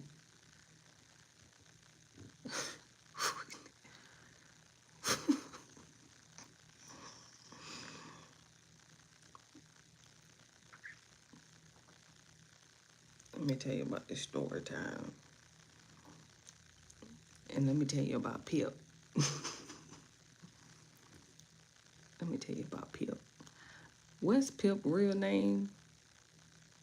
Stacy? What's Pip's real name? I can't even think of Pip's real name. Anyway, listen. I grew up in Thomasville, Georgia, right? And there was a period of time where we were living in the Villa North. If you know, you know. 31792, Thomasville. And so I remember being outside, right? I promise you, I have no idea what led up to this moment. I have no idea what led up to this moment. But I know Pip was eating a pickle. And Pip used to, I don't know what she does now, but at this time, Pip used to suck her thumb religiously. It was just something that she used to do, and you got to understand, we could be like 9, 10 at this point. Like, you know. But she wasn't sucking her thumb at this point. She was eating a pickle. Now, I don't know where she got this pickle from, but she could have gotten it from Patricia Walden. I'm just saying, it wasn't that many people selling pickles in Villa North around this time. So she could have gotten it from my auntie Trisha. I'm just saying. But anyway,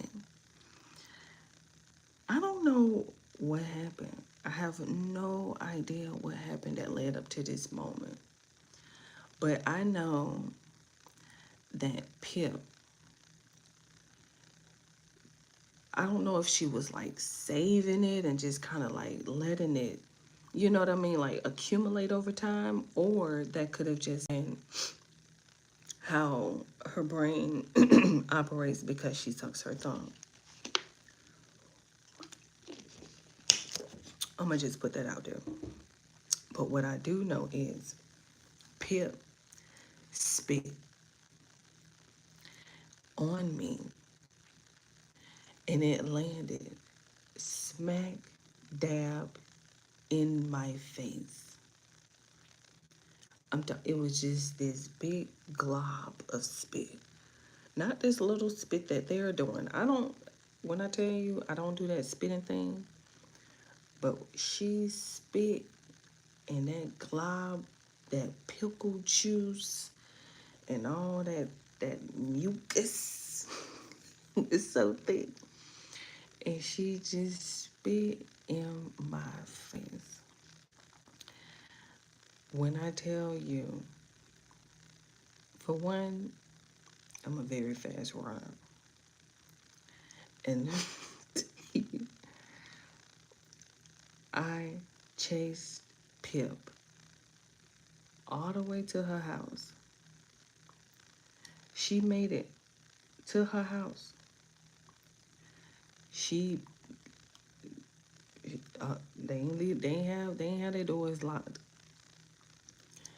And so I'm talking about full speed. I ain't even know Pip was this fast. I'm hawking her down. When ain't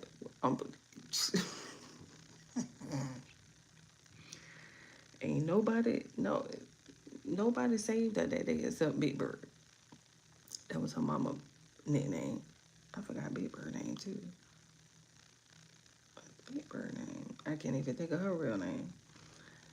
Man, I hauled her down. Ran all up in her house and everything. I'm talking about she jumped up off the sofa. What's going on? Big Bird jumped up off the sofa. What's going on? What happened? Wow. What's going on? Child, I had just wiped the spit off of my face. I'm like, man, she spit in my damn face. She looked at her. And I'm talking about she had the meanest smirk on her face. The meanest smirk on her face. And you know, as a mom, she ain't gonna let me get to her. Like, okay, she ain't gonna let me. I'm like, you should have let me put them paws on her, man. Come on. But of course, she ain't gonna. But the fact that this is a religion, that devil is a lie. I know for a fact. It has to be. It has to be. That devil got to be a lie. Talking about it's a thing. No, it's not. That devil is a lie. That I can confirm. We don't do that. Allowing them to conflate Israel with Judaism, okay? This is just a radical group of warmongers. Ooh. Zionism Ooh. Is a political philosophy. Actually, that religion is satanic when you get into it. It's mysticism that informed the creation of the modern state of Israel. And I cover this extensively on my book club. And it's Sabbatianism, it's Frankism. That is their actual faith. They're masquerading as Jews. At times, they masquerade as Christians. That's why you have these Judeo-Christian types like pastors, Rob McCoy, and those ilk. What unites them is Israel, and their political philosophy is Zionism. So, that's my Great. perspective. Officer Tatum. He called himself a what do you call himself? A black Zionist. Look at these two. That's why you gotta love them, because their chemistry is like phenomenal. Look how he just looking at him like, get into it. Get into it. Officer Tatum. Do y'all remember Officer Tatum? Do y'all remember Officer Tatum, honey, when he first started and he used to stand against the wall with that light before he got his podcast equipment and stuff like that? You know it hit different when you get that microphone. Get you some little studio lights and stuff. This is just a ring light. This ain't even no, you know what I mean? But I will say, hold on, because what you have to end up doing is turning your light so we can see. Look, don't try to do it now. And that's what you have to do, turn the light so the light can see. And then I think that's the maximum that it can go. It can't go in it, but it can dim down. I can dim it down a little bit. Oh, she ringing. Hold on. Oh, she started ringing once I dimmed it down. But look. So I figured, I was like, well, I probably don't need the filter now that I got the light, because it kind of helps with the aesthetics. When I tell you, it does take a little investing. It does take just a little, nothing major, nothing fancy, because the laptop got a camera to it. So the phone has a camera to it. So I'm just saying it, but it does take a little, it does take a little time, overtime and stuff like that, to kind of find your niche. But we're all one big happy family. I would definitely encourage you to come and join us on the YouTube app. You know, find you something that you like to do. Let me see if I can get your angle around this phone. Cause you know we got she got colors to her too. We got red, yellow, green, green, blue. She got a little RBG to it. Purple, pink. And then she got a little rainbow that'll turn and spin and stuff like that. But we ain't doing all of that. We ain't being fancy. Hold on, let me make sure, because you do want to make sure that you at least wipe it off a little bit. Just get you a little piece of cotton and just wipe it off. These are somebody's little shorts, job. 24 months. Ain't number 7 months, honey. Let me go and try to finish, honey, please. Well, look, so first- Tatum. Yeah, go ahead. What are your thoughts? Don't on do Alita? Officer Tatum. He's got a beautiful family. I don't wish no ill will toward him. We've but had him on our podcast. Yeah, and I haven't lost no respect for him. I want to bring him back on the show. It's like, but when I hear people say they're black Zionists, I'm like, where Why do you the think black- he's getting his information from? But why the black? I'm not sure. I think I would love to have that conversation with him. I would definitely love to take him through the history of Zionism, because I think he's probably getting it, to be honest, from church. When we think about where most people's perspectives, and I include my former perspectives on Zionism, right? I was with Charlie. We were like, yeah, sure, we're Christian Zionists. And a lot of history is intentionally rinsed from the textbooks at school. And so our understanding of history almost comes from like movies when I revisit my prior ideas. Right. You know, the worst thing that ever happened was World War II, the Holocaust. It's like what we know is what's put in front of us. And The so skin. I would obviously love an opportunity to put something else in front of him. Brandon, to me, he's like a brother. So I have the same relationship with Brandon that I have with Charlie. Right? Charlie will Tatum. annoy me if I have something to say to Charlie. Always went directly to Charlie, constantly bickering. That's behind the Brandon scenes, You Tatum. know what I mean? So I see Brandon as like a cousin. See how she calling him And so Brandon instead of I can't Officer wait to see Tatum? Brandon. Look, I'm gonna give Brandon a noogies. That's actually what I'm I gonna do see have games. Brandon. I can't. So we I'm have not a long holding it in. conversation that we need to have, and we haven't had an opportunity in a while. But That was kind of like how I forgot who that was interviewing Aaliyah, the singer, in the back of a car. I forgot who that was. But that just goes to show you like how people knew about what was going on with Aaliyah and R. Kelly, because you go back and you like watch interviews and stuff like that. They would like ask her. I remember somebody had asked her, and she would, "Oh, so what's going on with you and R. Kelly?" She was like, "Robert, is it really?" And that just kind of reminded me of that moment. I have a lot of love for Brandon. Look, and obviously, how people will call you by, and then she'll, "Oh, Brandon, yeah, I like Brandon. You see how she's trying to like overindulge in it. Brandon. That was how Aaliyah was. Oh yeah, Robert. you don't have to stretch your imagination to see that we very much disagree on this topic, but Right. it's allowed. We're allowed to disagree, and I hope that I can bring him to my side. Yeah, he did an interview after he left Israel. They said they only spit on him once. I was like, did you see that? And when you go on these Israeli tours, because I did it with Charlie, they take you towards certain things, and it's just it is intentional propaganda. It is so intentional. And when I was there, I did not like Israel. Charlie was like, this is amazing. Charlie was oh, this is wonderful. It's safe. I'm like, Charlie, I feel like we're being taken on a tour of exactly what they want us to see. And I sense tension. I sense unhappiness. I was not a fan of Israel. It was my least favorite place I visited, even when I was a Zionist. So, yeah, I just disagree with everything that Israel is doing. The Likud party, I think they're a band of terrorists. And like I said, they are a band of terrorists. So, You know what, we'll Candace? see. I will do my best when I see Brandon to put some other stuff in front of him and see if it makes an impact. What you experienced, I have had family that went over there. He said, man, he said he felt and he's not popular like you, so I'm sure they was giving you the red carpet, but he was just there, right? He said, man, those people treated him like he was an animal. He said when he came into contact after Israel, he went to a Muslim country. He said those people was the nicest people in the world. I was like, what? I said that doesn't make sense because I wasn't fully aware of what was going on with Israel and whole history behind it and how complicated those people are when it comes to religion and Christianity. It's like it blew me away.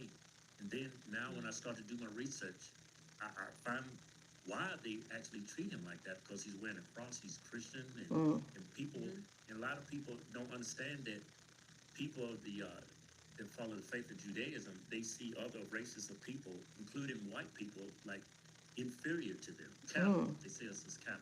Right. Yeah, having the souls of cattle, and I think that this conversation, which was so censored and banned, is now mainstream thanks to Jeffrey Epstein's emails, where he said that.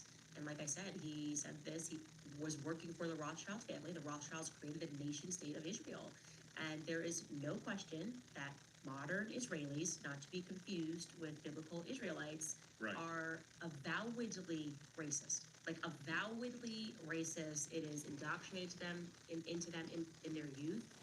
People that have left Israel told me that. Like we learned this at school, because they then go have to serve for the IDF, and they are basically putting them through a psychological brainwashing course, so that they're okay mass murdering and stealing from people and believing that it's their biblical heritage. They don't even know that they're Are you just gonna being be raised able up to hold in it a still? cult. Let me see when she And so I think the percentages dam on. on that Hold on. conversation is finally breaking, and Just I'm wanna very get you on happy the about charger. that. Okay, 96. And you are correct about the what is in the Talmud. So when you have a person who places the Talmud above the Torah, what they are telling you is that they follow rabbinical Judaism, meaning that they have elected the rabbis to say what is right and what is wrong. They essentially say we follow Oh, I need man. to air drop this real quick. Ultimately, that you follow yourself, by the way, to be clear.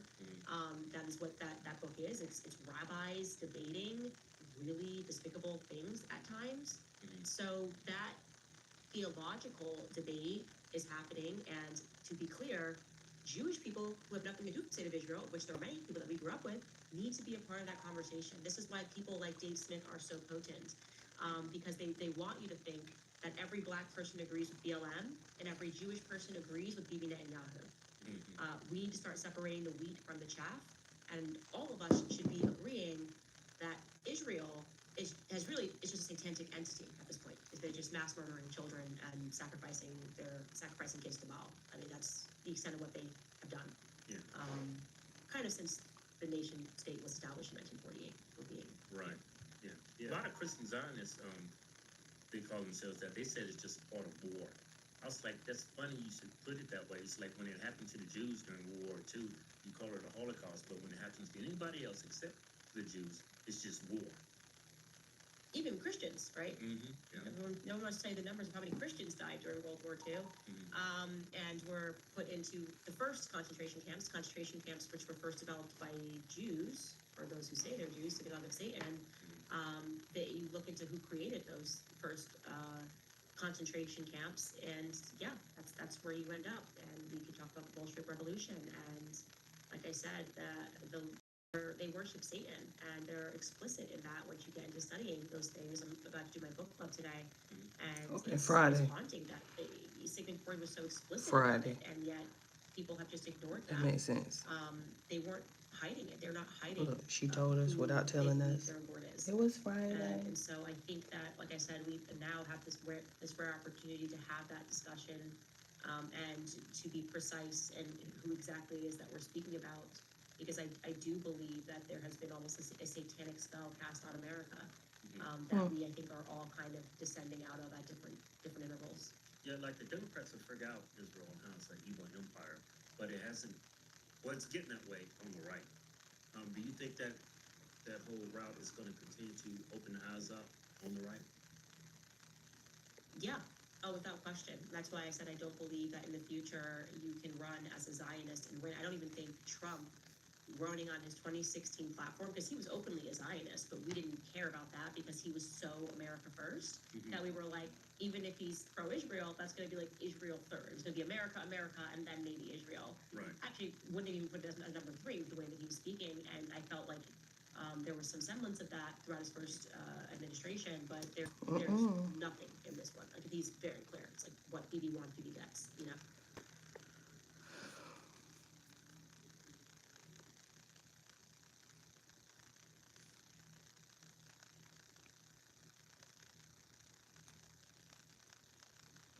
It makes you wonder how we got here.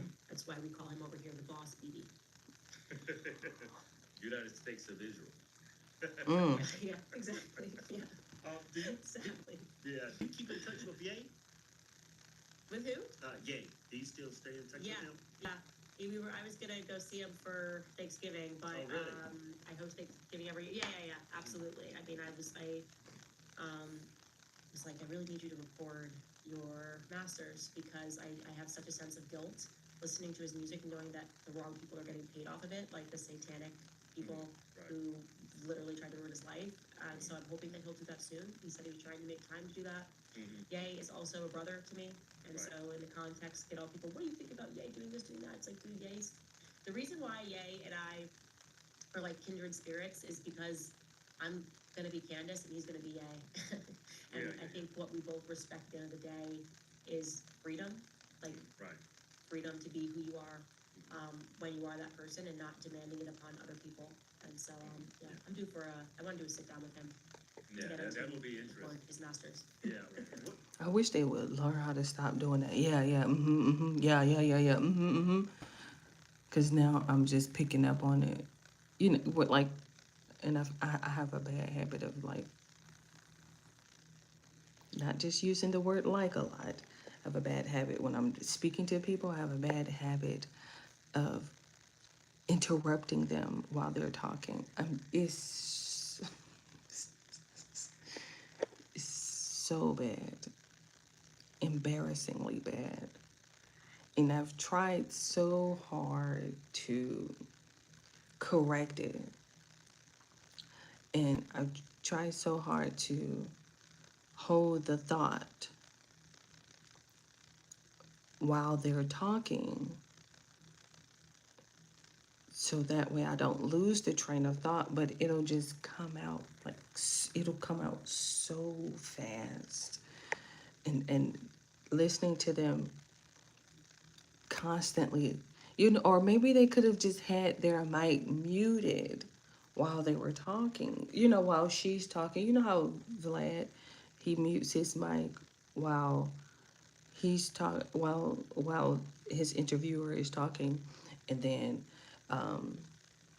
he mutes their mic when he's talking, or when they cough or sneeze or something like that. And so I wish that, because think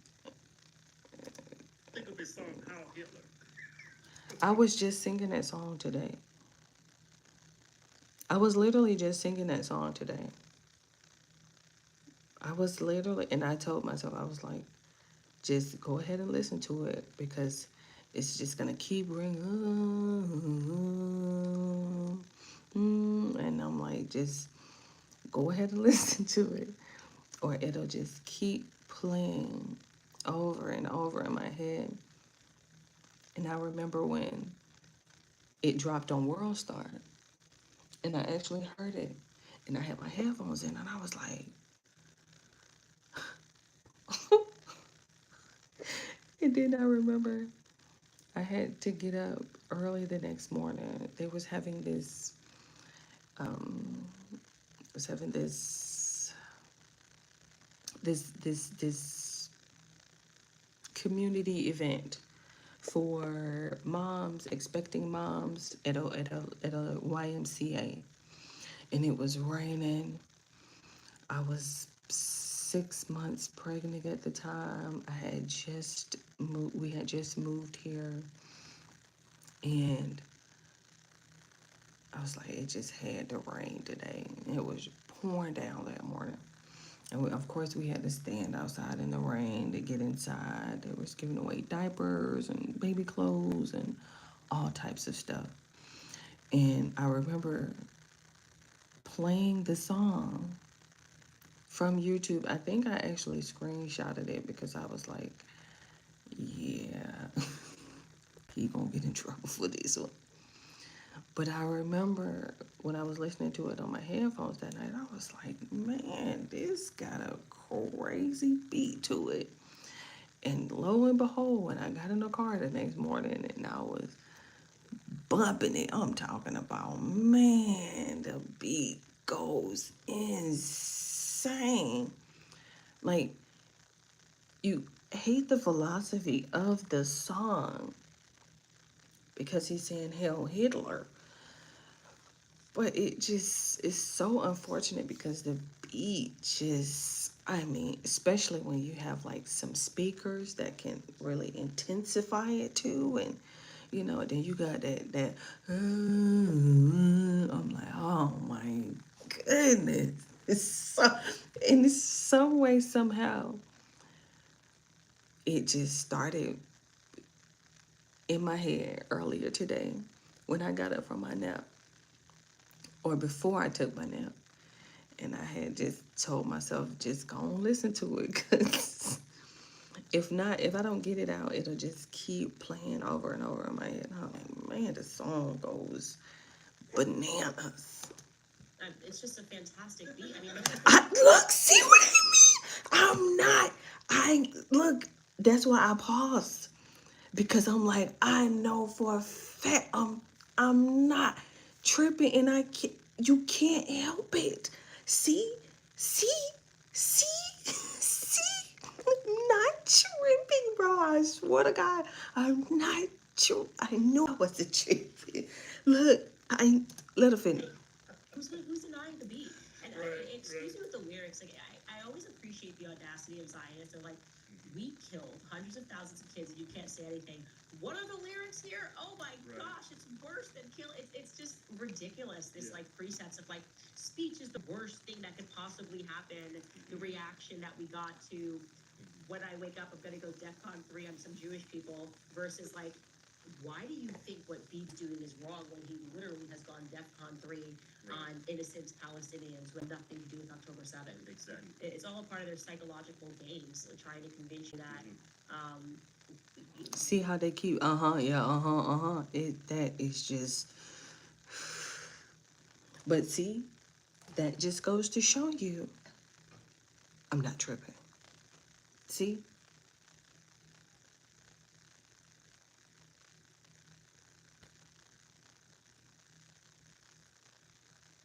I should have left out it, but no, I think it's outside. Yeah, it's outside, okay. I know, I'm not tripping. I'm not tripping. You just can't deny the beat. There's no denying it. Even if you wanted to play it, you got to play it in the car. That's what I'm like, man. And I haven't heard it since that day. So that's how I knew, like, oh, I got to go hear that again, because the beat is going insane. But that's how I was with Tekashi yesterday. No, Thursday. When I had ran to the store to get some popcorn, because I knew Drewski was going live with season 2 of Could Have Been Love. And I was like, oh, I'm going to need some popcorn for this. And I was listening to Tekashi. And then when I was coming out, it had a song recommendation. And I was playing it, and I'm like, wow. It had a recommendation for me because I was already in the Tekashi 69 playlist. I was already playing it. I had needed him to get me to Kroger, get in and out. And so I don't know if you've listened to a Tekashi playlist, but he got me in and out. And so boom, I done ran through the playlist. Uh-oh. Now I got a little recommendation. Some song called What's Up? Oh my goodness. I think I listened to it 5 times from Kroger to here. And I sat in the car and listened to it 3 times because the hotspot was going in and out. I'm like, oh my goodness, this song. So, Song is worse than what BB's doing. Their reaction's always that way. Like they can't even believe it. They're completely dropping to the floor and fainting. It's like, you don't like it, don't listen to it, don't buy it. That's fine. Okay. right. All right.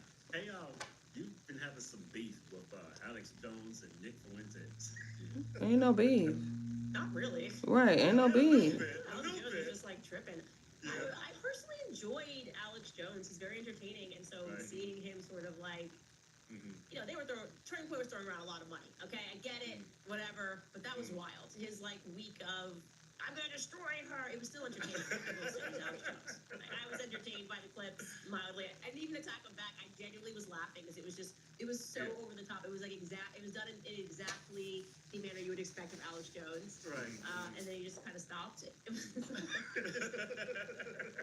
The check cleared, huh? But I still like them. I don't know. Right. There's certain people that have that effect on me, and Alex Jones is one of them. Where I'm like, okay, I don't know what he's spazzing out about, but I still find him entertaining. So. Right. So you made up with Nick? No. Nick, there was nothing to make up about. I'm Yeah. a very simple person. You know, I was very respectful to Nick. Had him in this house. We spoke about. I was like, "Here's what we're gonna name the episode." We were so friendly. Well, I mean, you welcome someone into your home. They meet your team. Everyone's super nice to you. Right. And then for some reason, he gets on air and completely flips, pretends that he's shocked by the title, like we didn't have a discussion about it. That even when we did the trailer for it, I told him I'm gonna cut a trailer. Like we basically plotted this all together, and then he went into full theater and drama mode. And so I just know what he is. You know, people tell you who they are very early on. Listen, it's my granddad. Believe him. Constantly instilled in me, and so it's like I just see him for what he is. Like it's drama, it's theater, it's akin to Jeremy Boring at the Daily Wire. And if you don't have, I don't know, I just feel like as a man, when you look someone in the eye, you give them a handshake and you get to know them and their family. That kind of like Judas culture, we just don't. So I don't want him to be. Ooh, not Judas. Oh. That do it different now when somebody compare you to Judas. Ooh. Ouch. He gonna be mad. He gonna be hollering and screaming in the company. Let him live his life. Whatever. Look, bye. It's not for me. Yeah. I was just kind of blown away how he just talks about you. When Nonstop, yeah. It's like, I don't know. And then I was watching your show. Maybe he is racist. Maybe it is. These are like real twins though. You see how they like sit back, laugh the same. They got the beard the same. These are like real life twins. Yeah. But how do you feel about this term that's going around, black fatigue? What is that? Yeah. What's that? What is that? What put me on? What? Who's getting melanin fatigue? Since when? Heard of black fatigue? No. Fatigue? What the Do fuck? I not sound hip? Sorry. Right. What's going on? Please. Forget, I'm getting old, man. I got 4 kids. Come on, get Child, I got 5. Had to count. What is it? Well, it's What like, is it? whenever you see obnoxious black people in public, people are filming it and they're putting a title on it. They're labeling it as black fatigue. You know how black people call white women Karens for calling the cops on the girl for, Yeah. just selling Yeah. water. Oh. It's very similar to that. It's black people's Karen.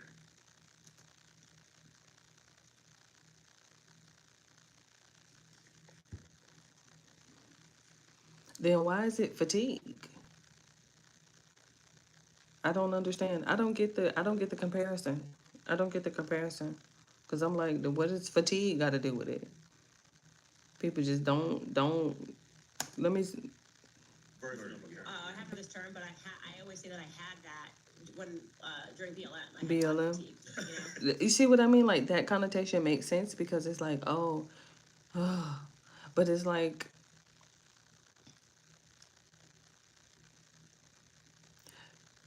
this is why when I get to heaven, I just need to be with, then I won't have to hear about stuff like this. Black fatigue. Well, we're going to be in our own section anyway, so it won't really matter. It won't matter. It won't matter. Can't. I just couldn't do it. I was like, I can't with black people. Because we were always like the funny people. Then it was Right. like, oh, we're so offended by like someone put her hair in braids. I'm like, what are we doing? I just can't anymore. Right, It got really right. annoying, and then it stopped. That became like a real thing, though. Like, they were going after, like, kid athletes. You can't have locks. You can't have braids. I mean, like, they went hard. But just imagine, that was supposed to be during DEI, so I was a little confused. Or at the beginning, that was before DEI, now that I think about it. Now it's kind of transferred, and everyone's feeling the Jew fatigue right now. Uh-oh. It's like, Right. oh my Uh-oh. gosh, this person in the subway was Jewish and he got pushed. It's like, welcome to New York City. Like, this is not happening to you because you're a Jew. Like, Mm. Right. so that I just call it annoying people fatigue in general. And sometimes right. when they make it racial, you do get fatigue from it. But yeah, I'm not in every corner of the internet, but I Right. definitely know that I experienced these feelings during BLM, and Right. I don't feel it anymore though, actually. So. Yeah, like when BLM started, you was very critical of BLM and the things the black community embraces. Do you think since then, how your success, your emergence, you think black people are warming up to your message because they think that this is a racist country, is systemically racist, and to see you as a black woman fight the Jews, the Democrats, you fight everybody. In Top 10 podcast. Top 10 podcast, top 1 podcast. Do you think the black community is warming up to you? We ain't went nowhere. I can't talk for everybody, but I know I ain't been nowhere. I ain't went nowhere. I'm here. I ain't got to warm up nothing. I'm here, still here. I ain't went nowhere.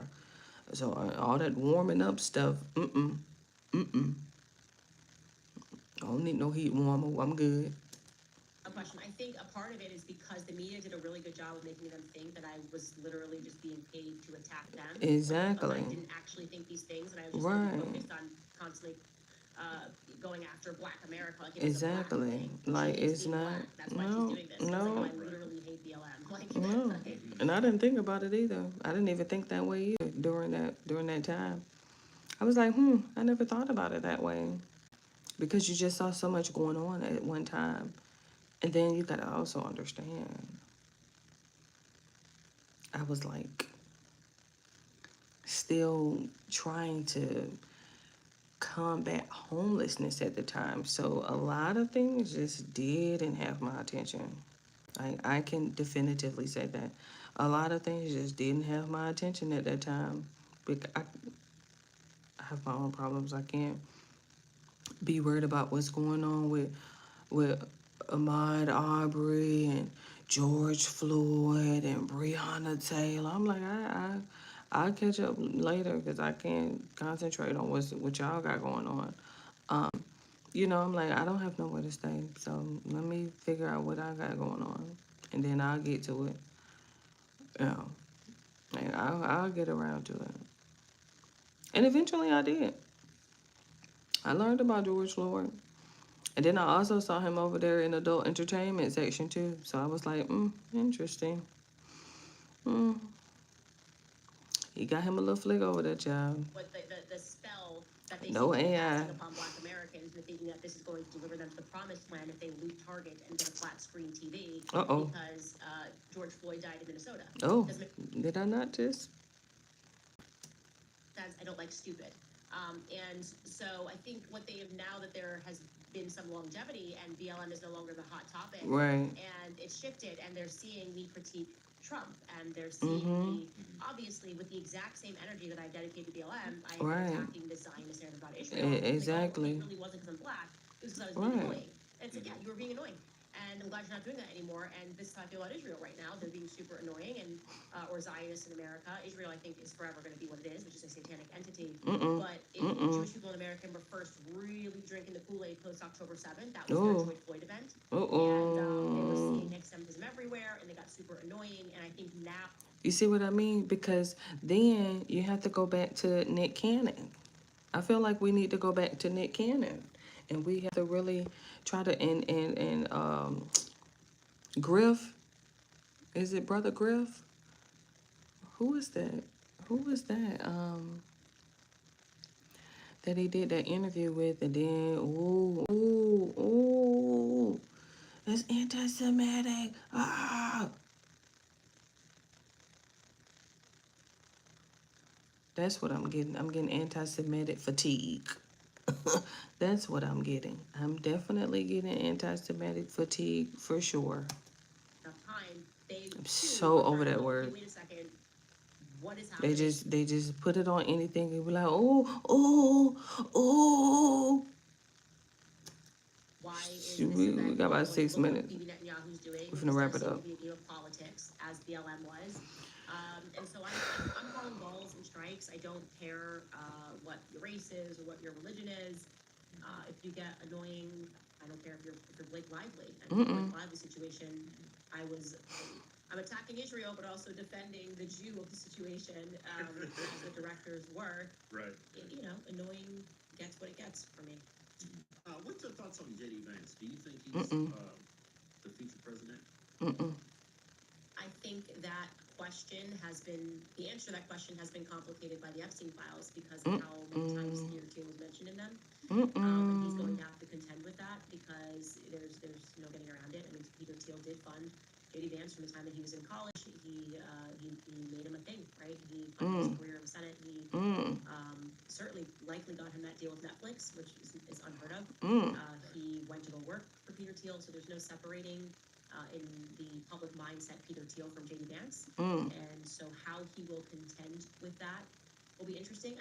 Prior to that dump, I would have said he would have been a contender. I think it's wise and smart to stay away from Trump on the issues. I can tell you he was definitely one of the people that was pushing for answers in terms of what happened to Charlie Kirk.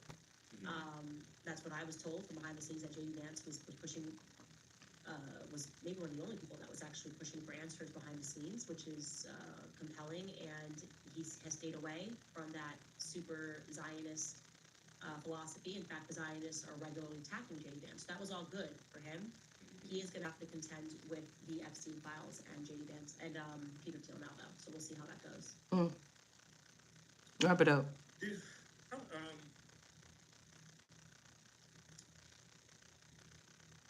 Wrap it up. If we ever, Look at these a lot two. of people saying we're about to go to war with Iran. I'm not sure why we have battleships out there. I'm even not sure what Trump's been saying crazy things that we are trying to make Iran great again, thinking about arming some of that. Let me show it. Fight back again. So the people can see the harassment that I get. We so infatuated with Iran. Don't hold it for review. Let them see. And why be moderating the chat? He's running his Twitter account. Because people just get bored coming to your live and just be talking crazy. I'm like, happy Sunday. BB, drunk down in America. You know, like I don't even cover anything that's going on because there's no explanation for it at all. It's like BB demands the ships, they go, and then Trump tweets something weird after the fact. I just tell Americans, don't send your sons, don't sign up for the military. This is not the United States. It belongs to Israel. So if you want to die for Israel, sign up for the military today. Right. Well said. Well said. Make lunch with me while I tell you all the things I do not do with my money and why you might be struggling because of that. The So first thing bored. that shocks a lot of people for some reason. Too bored is for that my me. Before we let you go, I just want to ask you one tough question. This is real tough. If you could change anything, is there anything you ever said or done you wish you had never did on camera? Is something that bugs at you? It's like, what was I thinking that day? I mean, I have a million of them. I don't have time to tell you how many times I wish I could go back in time and say, man, why did I say that? Do you ever have those those situations happen? If you asked me in the moment, I would be like, oh, I wish I hadn't done this, because then I wouldn't be going through this.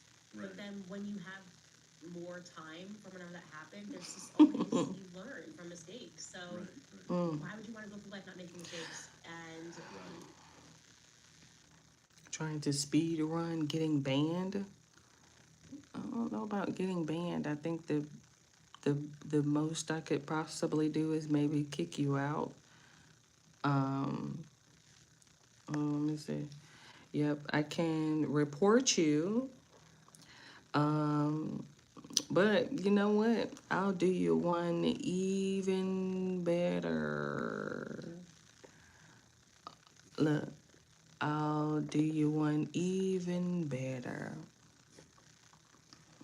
Look, make you a moderator.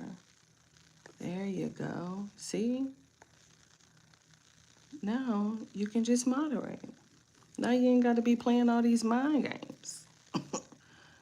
You ain't got to be playing all these mind games trying to get banned. I'm like, no. Daily Wire, why would I want to change that? Mm-mm. Look how Turn blue. beautiful that story has turned into. Like it, like You're standing up welcome. for myself, and I feel so good about that. Like spiritually, that God won in that regard.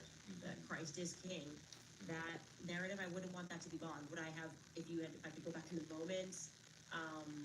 Actually, even when I went down, I knew what I was doing. I was very conscious in saying, like, I am okay with this happening, and I'm grateful that it happened. I was never going to sell my soul, but I wouldn't take away, like, working for the Daily Wire or working for Prayer You, because Sure. it allowed me to see how these things work from the inside. Mm. So when I'm giving people insight on my show, I now can say this, not as an outsider, Factually. what's happening on the inside, For but sure. having been on the inside and Right. telling you what's now happening on the outside. Okay. So I have the perspective that, you know, God wants you where you are at that exact moment in time. And At that exact moment, see, I'm telling, man, listen, the people just have no idea how that works.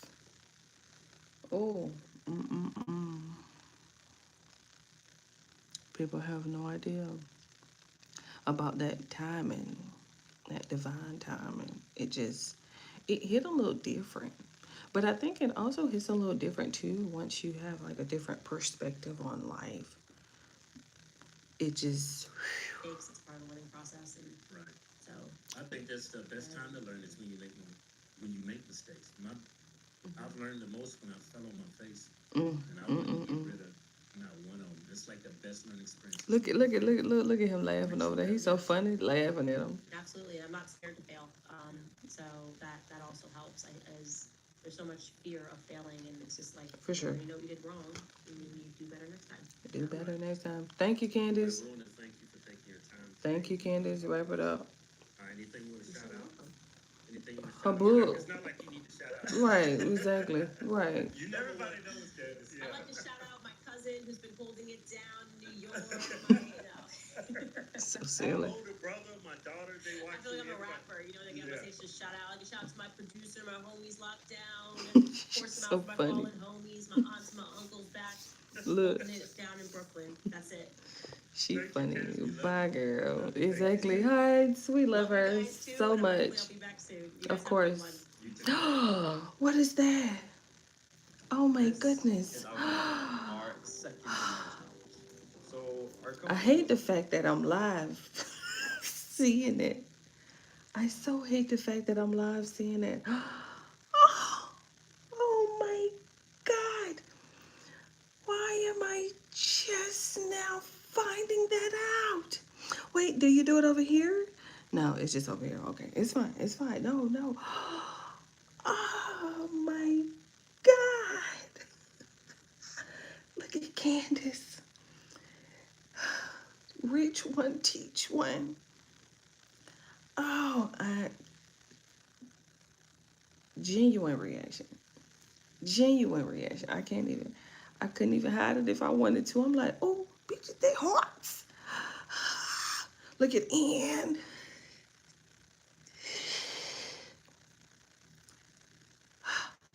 Ian just went live for an hour and 36. I mean, an hour and 39. Oh my God. Look at Ian. Look at Ian. Look at the title. No, I'm finna go to bed. No, I can't, dear.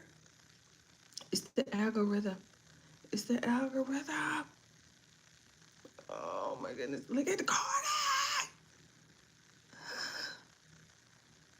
I ain't finna play on, you know, she playing music. I wanna hear her mom. Jesse. What email? Oh, I read it. Okay, I know what email you're talking about. With the Pam Bondi gets cooked, testifying. Look, cuff boys talking about her. Trenches. Yeah, Thug Cooperator put okay. And then that's me, of course. I think I already hit my thumbs up, didn't I? Be quiet. Do I need the thumbs up? Look, hold on. Let me tell you, cause, you know, well, let me tell you what ended up happening. Hold on, don't move you out of the way. I had somebody that came in, and you know, stuff like this, it'll be like, "Ooh, this message was held for review. Do you want to say, how did it get?" And then we gotta read what they said. Let me scroll down. I can come over here and scroll down so you can see what they said. I'm just trying to move me out the way. I always keep forgetting to click it. And then I made him a moderator. Cause I usually moderate the chat when I come in. Let me make sure I get me a thumbs up for sure. I usually moderate the chat when I come in, but I was being nice because it's Valentine's Day, and so that's typically what happens. You just get harassed. I don't know what's going on with Stunner Girl and Blueface, and then he did a walkthrough with somebody. I'm so tempted to go over to the end, but I'm finna get ready to go. I'm finna get ready to go. I'll be scrolling, and no. Courtside with prosecutors. Hold on, let me see. Hold on. Gerald, United States District Judge. He's given a history on what's been. Just click. Let me get your thumbs up real quick, because I'll forget. Michael W. Fitzgerald, United States District Judge. He's given a history on what's been filed and everything, what he's going to rule on. The government initially indicated that it intended to introduce evidence surrounding an incident that occurred in 2022 in Chicago. At the hearing, the government withdrew the evidence for consideration. The 2022 in Chicago is the murder of Stephon Mack, which I'm pretty sure one of the killers got caught texting asking about OTF paying them for the killing. So they think Dirk is also involved in that, but I guess the government's not going to show that to the jury. Banks first argues that these notices provided by the government were not specific enough under the 2020 amendment, whereas Banks himself acknowledges the heightened requirements of this amendment are meant to prevent trial by ambush. Banks cannot claim trial by ambush given that he is litigating this motion well in advance of trial. The court is rejecting Dirk's argument for now. They're saying there's no trial by ambush because they're already acknowledging it now before trial. And then Dirk also argues in here that the government could later change why the evidence matters. The court says because the government disclosed the evidence early, it can't later pretend it had a totally different theory all along. The early notices locked the government into its relevant theories, reducing the risk of gamemanship. Bottom line, the judge here is saying the notices that they were given are good enough for now. Now, Rule 404B is basically evidence in the past. The government can't use unrelated past acts to show that he's like a terrible person or something. These two fall under Rule 403, which is the surveillance footage and witness testimony related to the murder of King Von in Atlanta on November 2020. Public pressure from fans of Banks and OTF demand that Banks exact revenge for Von's murder. Those are just probative value versus unfair prejudice. Rule 403. Another item of evidence that seems to fall outside of Rule 404B are the comments made by Banks on the podcast. While it's undisputed that Banks was the one who made the comments, the quote would seem to fall outside of Rule 404B because it does not appear to be propensity evidence. Evidence consists of Von exchange. He's asked to use triggered by slide for Von comments, and Banks responded, for some reason I just don't see them comments anymore. For some odd reason. Might be the water. We hear though. It's unclear what the government indicated this evidence evidence was subject to the strictures of Rule 404B in the September notice. The government now concedes it falls outside of Rule 404B. Banks suggests the government benefits by casting this evidence as inextricably intertwined with its prosecution of the case in order to avoid the safeguards of the Rule 403. The government itself presents no argument or case law this evidence should be exempt from Rule 403 because it is intertwined with its presentation of the case. Accordingly, the government will consider the evidence under the Rule 403 standard. So the court is going to weigh whether or not it's probative or prejudicial. The judge is saying this isn't character evidence. It's about context, motive, and pressure. So the judge is evaluating it under Rule 403, which is kind of an L for Dirk because it's a much lower bar. All right, so now the murder of King Von is in here, more details. Surveillance footage and witness testimony related to King Von murder. The government argues it is relevant to show the motive for the crimes in this case. Von and Dirk were friends. Dirk then offered a bounty for revenge for the murder of King Von. Banks argues that there's no probative value in delving into the facts and circumstances of the incident that led to King Von's homicide, and that the surveillance footage and witness testimony would only serve to improperly bolster the government's theory. The Banks sought revenge against TB. Bondo Rondo is TB, by the way, because Banks was not aware of the details of the incident. There's no need to present evidence of those details. Banks argues that the murder of King Von was attributed to Timothy Leaks, and that because Banks did not target Leaks' killing of King Von does not bear on Banks' purported motive in this case where Leaks is not a victim.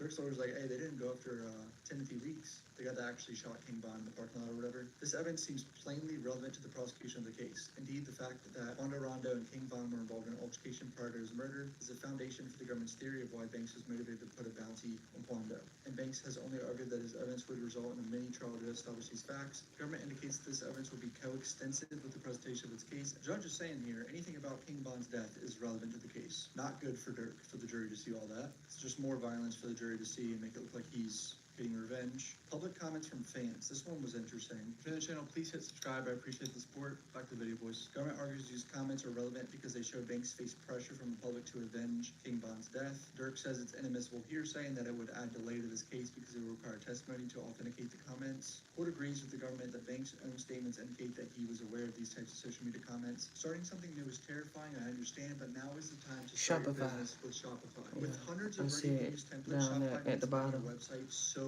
easy. You can just scroll through all the templates and select which one you want to use. It's so easy. I'm sure you're asking, what if people don't know my brand? Shopify helps with that. They help you with easy-to-run email and social media campaigns to try to get your business out there in front of people. You can tackle all the important tasks for your store in one place, like inventory, analytics. No need to save multiple websites and try to figure out which tool you're using on the other website. All very confusing. Everything is in one place, making your life easier and business operations running smoother. Back in 2018, I was scared to start a merch store, and guess what? I ended up doing it, pushing it heavy into my audience, and I made over $700,000 in sales completely on Shopify using their products and their templates. So simple. And if you ever get confused, Shopify is a 24/7 customer support. This could be your moment to start your business you've been dreaming about starting. It's 2026. The clock is ticking. You said you were going to do it this year. It's time to turn those what ifs into today with Shopify. Sign up for your $1 per month trial today at shopify.com/cuff. Go to shopify.com/cuff. That's shopify.com/cuff. Oh my God. So this is basically, I think it's the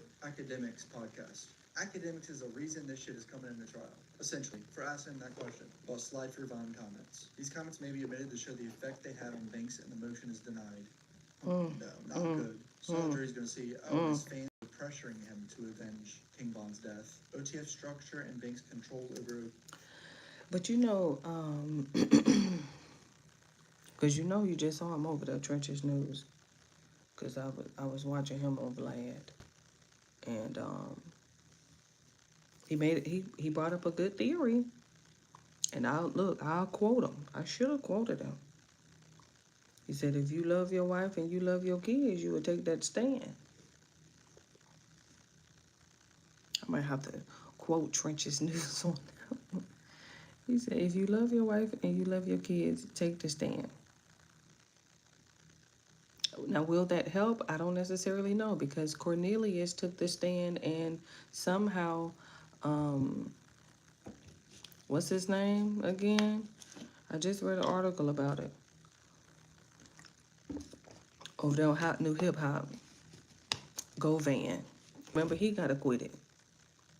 I don't understand how Cornelius testified in Justin Johnson's case and he was found.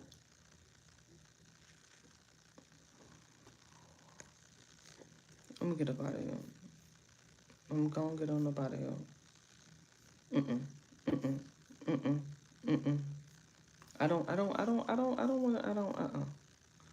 I'm not even gonna sit here and act like I'm that interested in the Lil Durk case, cause, we gon' let me see what's going on. It's still, look, did I not just, I'm late, I'm behind, that's why he over here in my algorithm. Who is this? Shorty, who is that? Christian Rock's sister's gay male friend biting her face. Dating Christian Rock's sister, Taseki. Okay. I mean, he just got random people now. What did it say? Young Thug cooperated with police more than Ghana. Okay. And then what was this? Beat you and Britt, baby big. Britt allegedly offered allegedly 9-year plea deal. What's the charges? Let me get up out of here. I don't. You know, at some point you just have to just call it a day and just be like, oh, you know what? That was fun. That was nice. I did some good time today. You know, I don't know. I can't get it as consistent as I would like for it to be. And so theoretically, I can't live stream every day.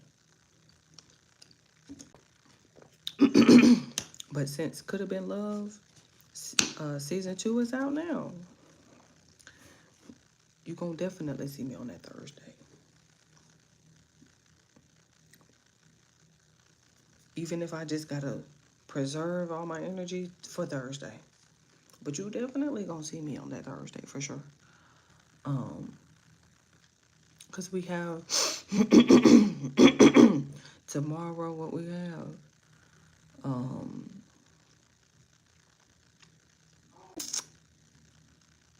Tomorrow is Sunday. We may. It just really depends. If I take a nap. I took a nap today. So to be quite honest, that's why I'm still here. I did in fact take a nap. If I don't put a pause on that day and take a nap while that Koa is taking a nap, I can't do this. You know, look, 12:39. I ain't gonna be able to do it. And so, with that being said, in the meantime, in between time, love you. Bye.